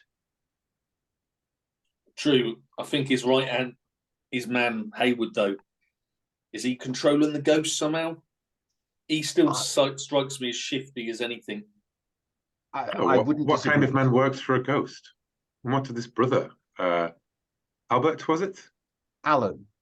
Alan, yes, Alan. Well, I've never trusted any Alan I've met, but yes, their eyes are far too close together in my experience. But they said to have some sort of rivalry with the dead man. A dead man who runs a shop. One wonders what for, to what purpose. Maybe when this is over, then, Mr. Fraser, we should further investigate once we've restored Albion. Yes. Well, rather, once we've undertaken the great work, perhaps we can pay a trip back to the bookshop to talk about the ghost. Yes, as he peers up the book of the Dragon Rouge and like winces at the ash falling off it as we move through the pages. Right, like, ugh. Still, Miss Grimaldi got what we needed. She's ascertained it's true. Good. I mean, on the question of ghosts, what is our understanding of ghosts, if anything? I mean, it clearly came as a great shock to Miss Grimaldi, and she talks like she has some experience with them. Well, which is the weird part. Yes, indeed. I mean, that's, have you seen them before? I mean, I'm just fascinated by whether ghosts are known to exist in our circles. They are a manifestation of magic. They are spirits.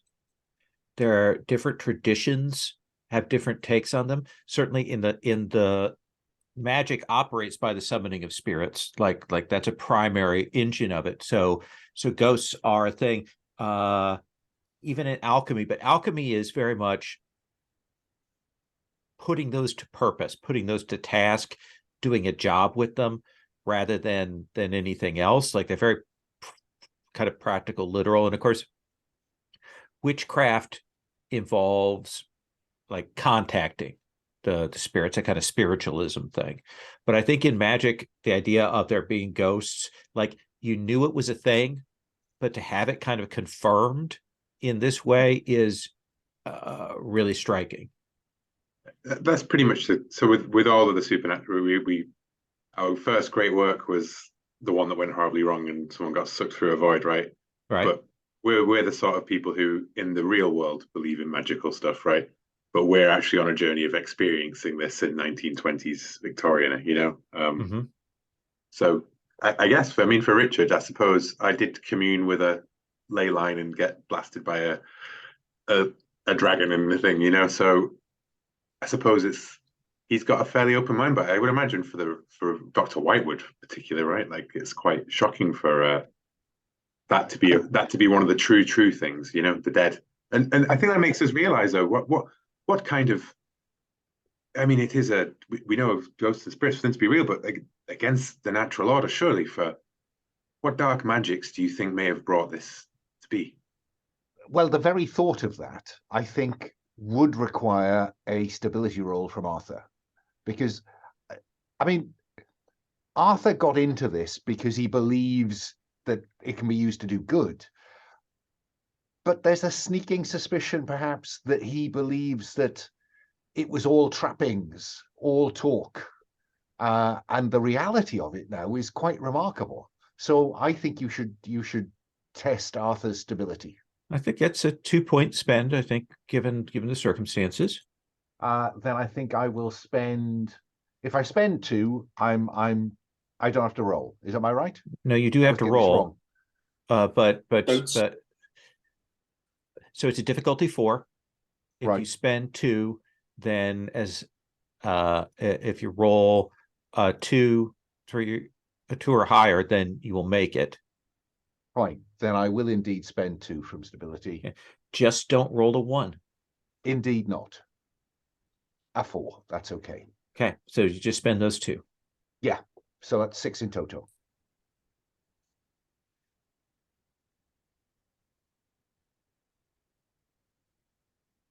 And yes, I think for the rest of the journey, Arthur is surprisingly quiet. Wilford, let me ask you this. Before all of this, do you think that Wilford believed in ghosts? Was that a thing that was like what he believed in? I think definitely from the trenches, he would have seen things that he would have thought were ghosts. Yeah, and I think within troops, they probably, believed in, fallen soldiers, spirits, that sort of thing. And what about for you, Richard? Do you think? I mean, how does this affect your worldview? I think that Richard always believed that the mediums and the spiritualists were contacting something, and so I think his mind is very, very open after, like having a full-on like spiritual journey, kind of astral projection experience, But yeah, I think it shaped it in there to sort of like to make him ponder the, what that could mean in terms of particular magics and ways of all these other practitioners that they were coming across. For a ghost to run an occult bookshop means that they are not just spirits to be bound, but spirits perhaps with agency as well of their own. Could a ghost cast a working? What sort of necromancy might that be? I think that's a really good observation. He's kind of excited about all of it as well, though. Sorry. Yeah. No, I was gonna say, and Isabella's only comment is there's just never enough dynamite. That's pretty much it. Yeah, I think all of you can see that for Isabella, her reaction is, "Yep, that was a ghost." Let me get one other thing in here real quick. You will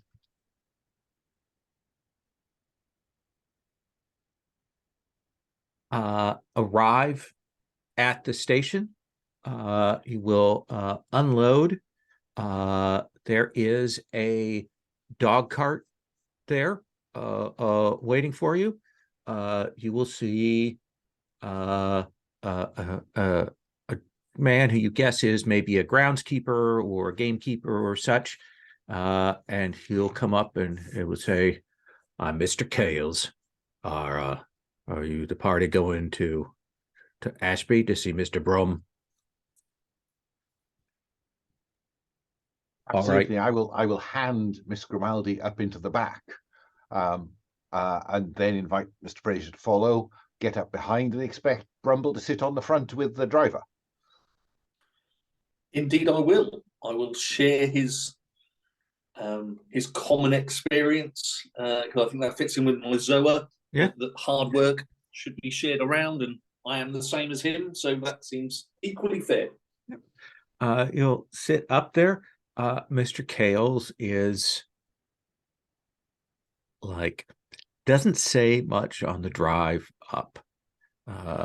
He will be driven up a track, driven out of town, and you will arrive at a fairly wooded set of grounds here. Not how do I put this? It's not like they have a high-end groundskeeper or a lot of money for gardens or things like that, but it is a modest country estate, with a circle track. They have a stables that is there, though you will notice that the stables are empty. and in fact, sort of once you're dropped off, Mr. Kales will, rather than parking the dog cart there, will drive it away. And there is a gentleman there, Cyril Broom. He is a short, bald fellow with a very well coiffured mustache, perhaps in the Germanic tradition. And he will come over to the four of you, and he sees Miss Grimaldi, and it takes him a second to, like you said that Miss Weiberg wasn't coming, and he's saying, I'm so glad that you could come. I really hope that you can help. Sorry, I'm Cyril Broom. Mr. Jacobs, and you'll see the butler come and start taking things in. There's like a butler, maybe one or two other servants. This is not a full household. Perhaps I can get you something after your trip. Let's go into the study. We could talk there about these things. And he will look now to watch to kind of judge what the hierarchy is. Well, it's obvious. Well, yeah, for you, Whitewood walks forward, like Wilford. Like I own the place. Yes, Wilford, are you going along? Are you playing the servant, or are you playing the equal? What you have a choice of roles here? I'm going to play the servant, so I will take a share of carrying the belongings of the party. Oh, Isabella gives you a look when you do that. Like, are you sure? Richard takes one bag. So basically, he's doing that old sort of like, I'm a capable young man, but I'm also not going to get my hands dirty sort of thing. I'll fit in better, Miss Grimaldi. I'll fit in better. None of this bag Plus, I carrying. can go places you can't. None of this bag carrying crosses my mind. We will cut to a study, decently appointed. It isn't racked with shelves all around. It's not a library. There are a couple of shelves of books, but then the rest there are knickknacks and works of art and that kind of thing. And Brum will kind of point you to the couches that are kind of facing one another, and the low table in front. And Dr. Whitewood, whiskey? That's very civil of you, Mr. Brum. Thank you. Is it Mr. Fraser? Yes, whiskey would be fine. Certainly. And Miss Grimaldi? And she sort of stops and she goes, do you have anything lighter? I have gin. And she sort of says, very well. Or I could have coffee or tea if I apologize. Tea would be lovely. Certainly. I didn't. Are you a teetotaler? Yes. Oh, okay. Just to make things easy. And he'll lean out, and whiskey's brought, tea is brought. I think Wilford, for the moment, like we can have you talk to the servants, but we'll imagine that you're kind of like in the back of the room. Maybe overhear this. So, I take it Miss Crispina has gone over the situation. I apologize. Julie and Lieutenant are out in the garden right now. I'll send Jacobs to go and bring them in. So she's explained it. I think that probably Arthur is going to take a leaf out of Chief Inspector Jepson's kind of folio of approach here, because he's seen it done, and he rather grandly says, "I think, Mr. Brum, it would be better if we were to interview everyone separately initially.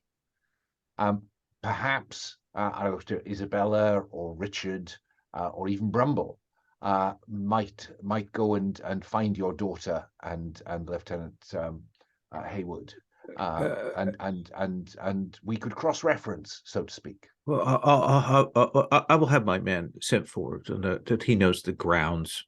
But what I'm sorry, just let me go meta for what I'm suggesting Sure. here is that we split the load. Arthur and maybe Brumble here. Yeah, Richard, let's do that Isabella after you get there. the briefing. Fine. Yeah. Yeah. So Once I again, think Alan wants to throw the briefing away. Yeah, Richard will pipe up and say, yes, with all of these, when we're investigating such affairs, it's always good to hear it as you have experienced it, of course. So if you could, anything you obviously, and of course, Weiberg does not know of what has occurred since your correspondence. Yes, so, certainly, certainly. I had never put too much stock in it. I had never believed it. My father did, and that may have led to the accident that killed him. But then it began. It has continued. After dark, it is irregular, but I fear my daughter's life is in danger.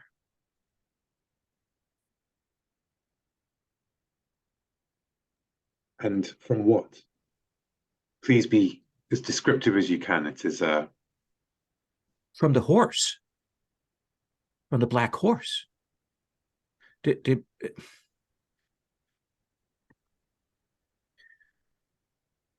My family. To be clear, Mr. Brum, yes. We've come on Miss Crispina's behalf on the basis of your recent letter, which I have with me here.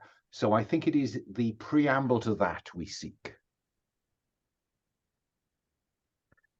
There has long been a legend in my family of a curse.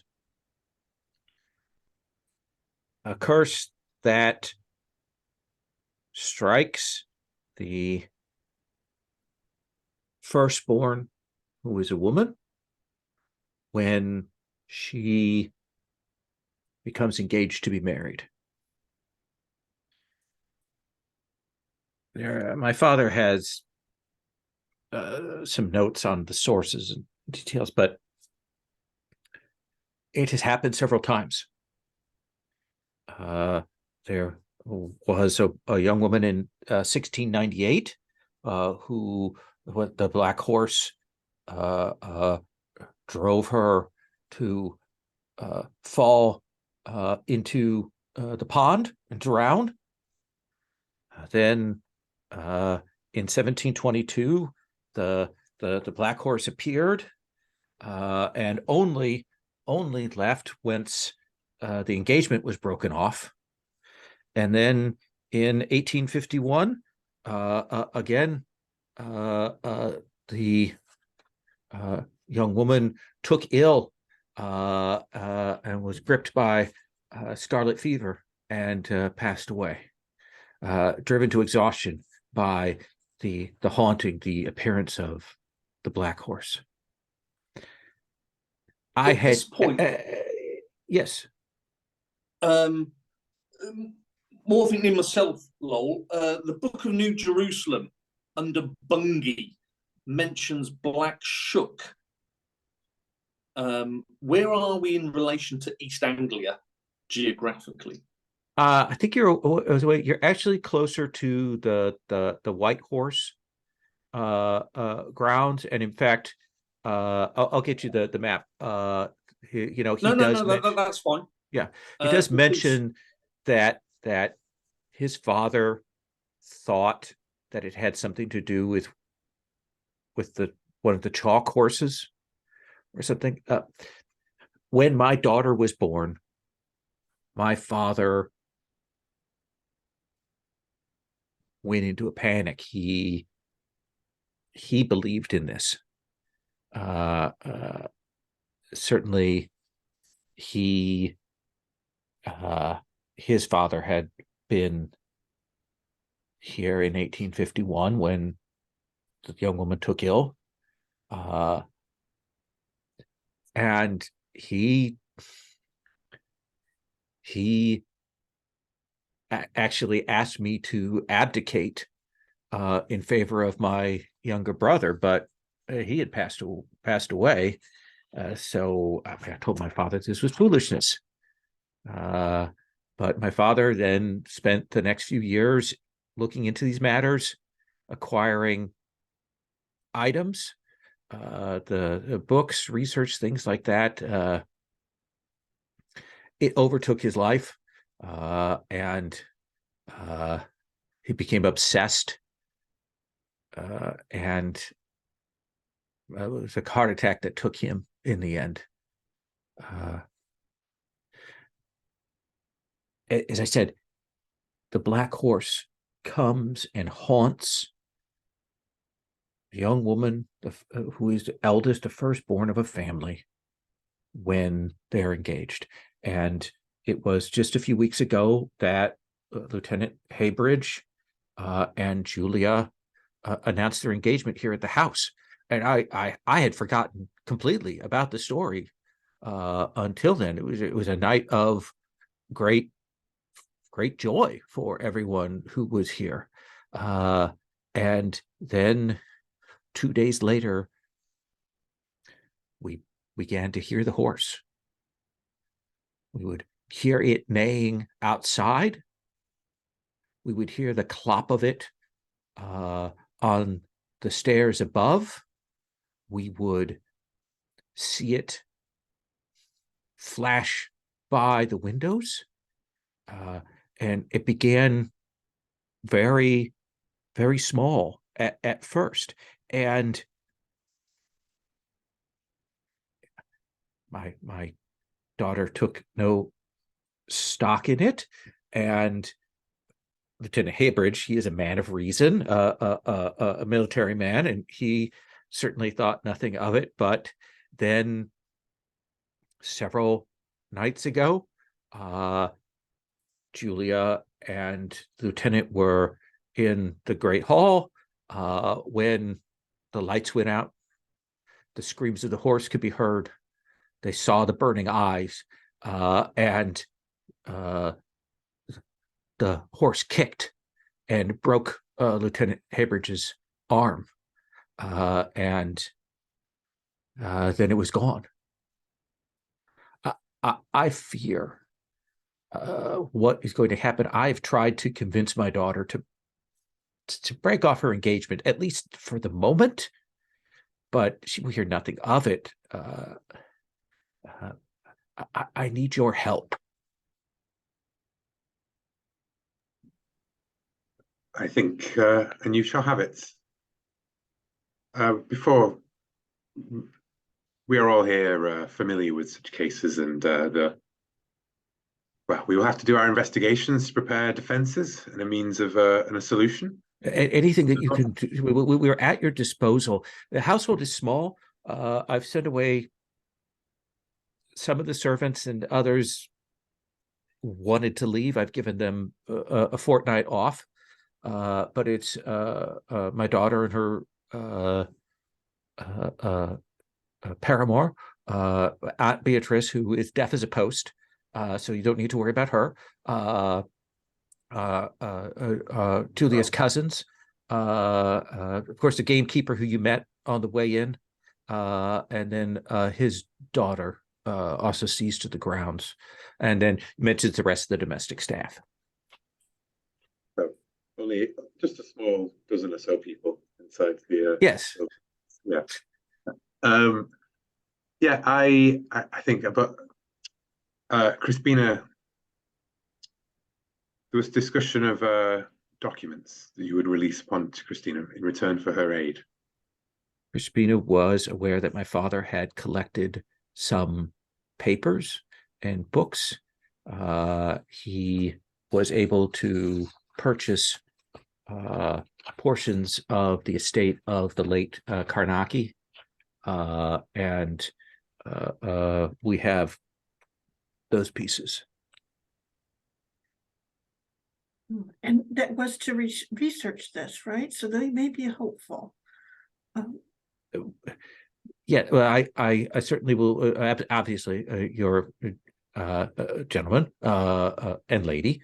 Obviously, put those things at your disposal. You did say Kanaki. Yes. The investigator. Yes. I A believe man he passed I away. hold in high regards. Pardon? A man I hold in high regards. Oh. So. When he passed away, his estate was a split. My father purchased a portion of it. Well, I suppose we should begin our works.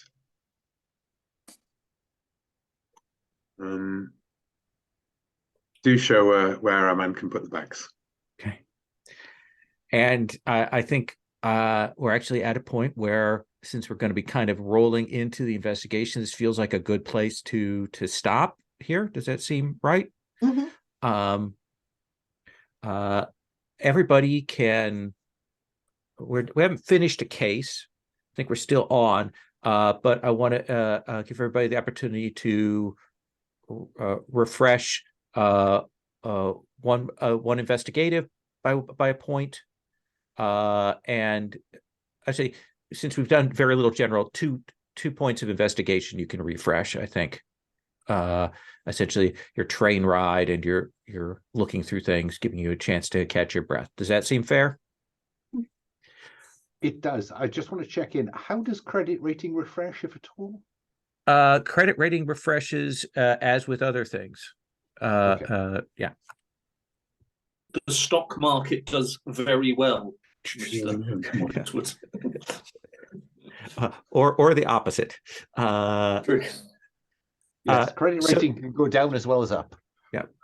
I think I'm going to give everybody 2 build points. Because I think we made some progress on some larger scale things, and other things got into play. I've put pictures in of all the NPCs,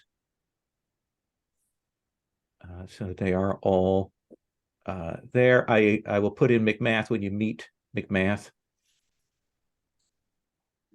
and that's where we're going to wrap.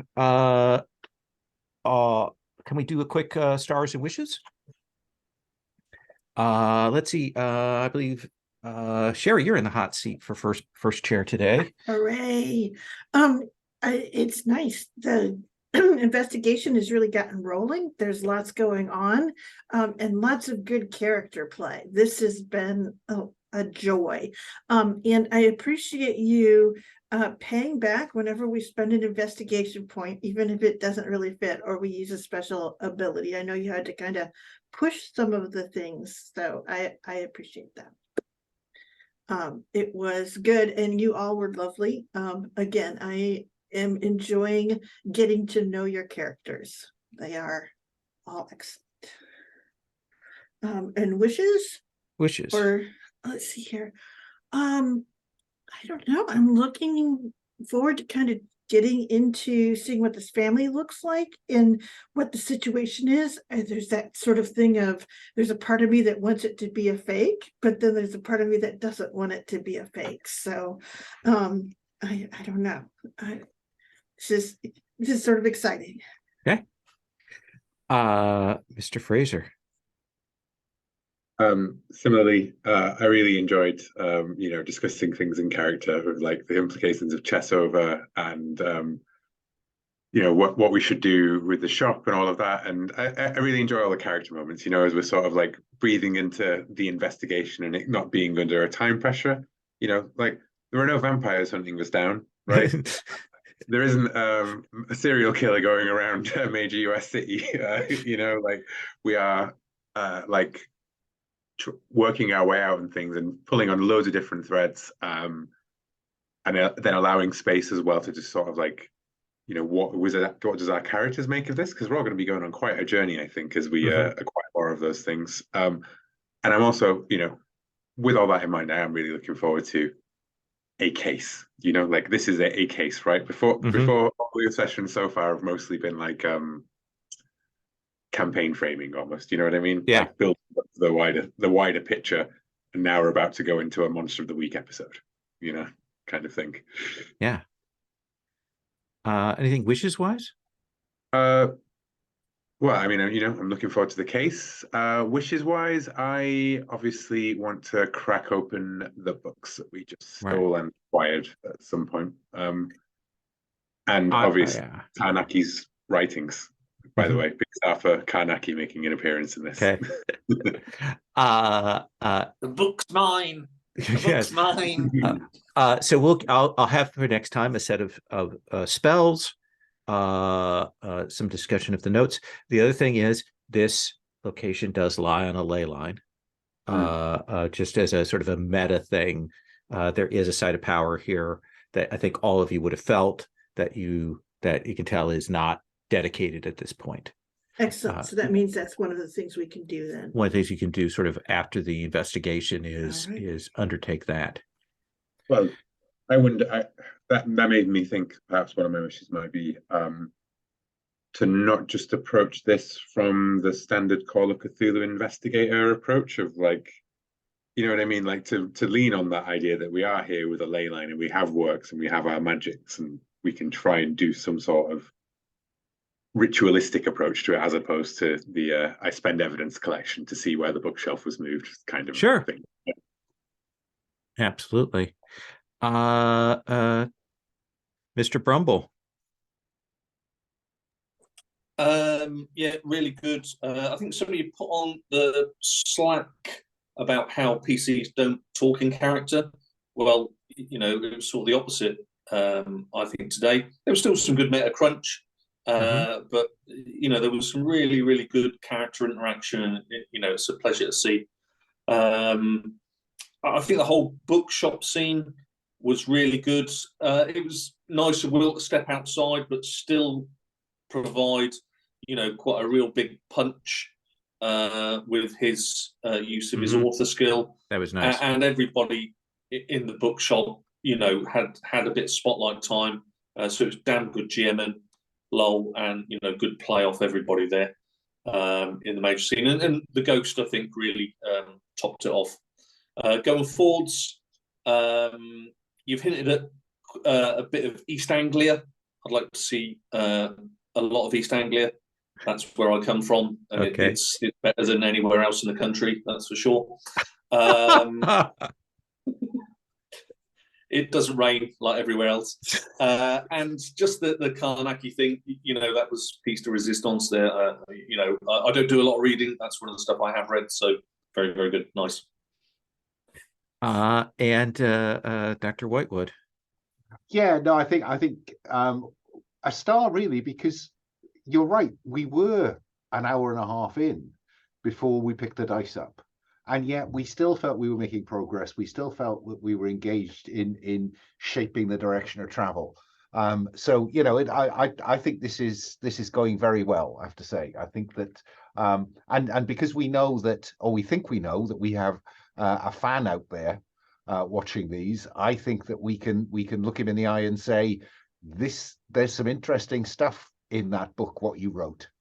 Because I think that the fact that we've got all these little bits and pieces popping out of the woodwork and trying to piece them together is great. Yes, I thought it was really nice of Will to step away, and because you're right, 4 of us in there would have felt a bit heavy-handed, but the book was a great idea. I was pleased to see Isabella kind of he's a ghost. I thought it was delightful. And Brumble, I'm so relieved you filched the book. I mean, I couldn't possibly approve of it, but that's beside the point. So all of that and the way you've woven it together, I think is great, Lowell. Thanks for the work you're doing off the ball, because I know you will be doing so.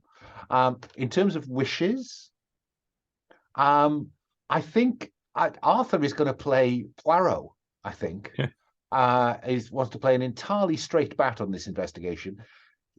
Now that ghosts exist and his stability's a bit shaken, I think he needs to ground this in, let's work out who done it then. And then I think look for opportunity for him to flee from when he discovers that's not true. And I also hope that Isabella has a chance to display some of these kind of mechanical, technical skills. And maybe we'll see Brumble getting on in the servants' hall. The servants' hall is little upstairs, downstairs. Indeed. So yeah, no, this is going terribly well, and it's quite nice not having the time pressure, and as Will says, not having vampires or serial killers to deal with. It's unfolding at an appropriately 1930s rural English rate. Yeah, I do like the idea of we've got Poirot, we've got Jonathan Creek, we've got the upstairs, downstairs, and then we have the character with a little bit of the supernatural. I just was looking through some of these pulp books with the sort of supernatural investigator character, but I can't remember the name. Thank you all very much. I'm going to stop the recording.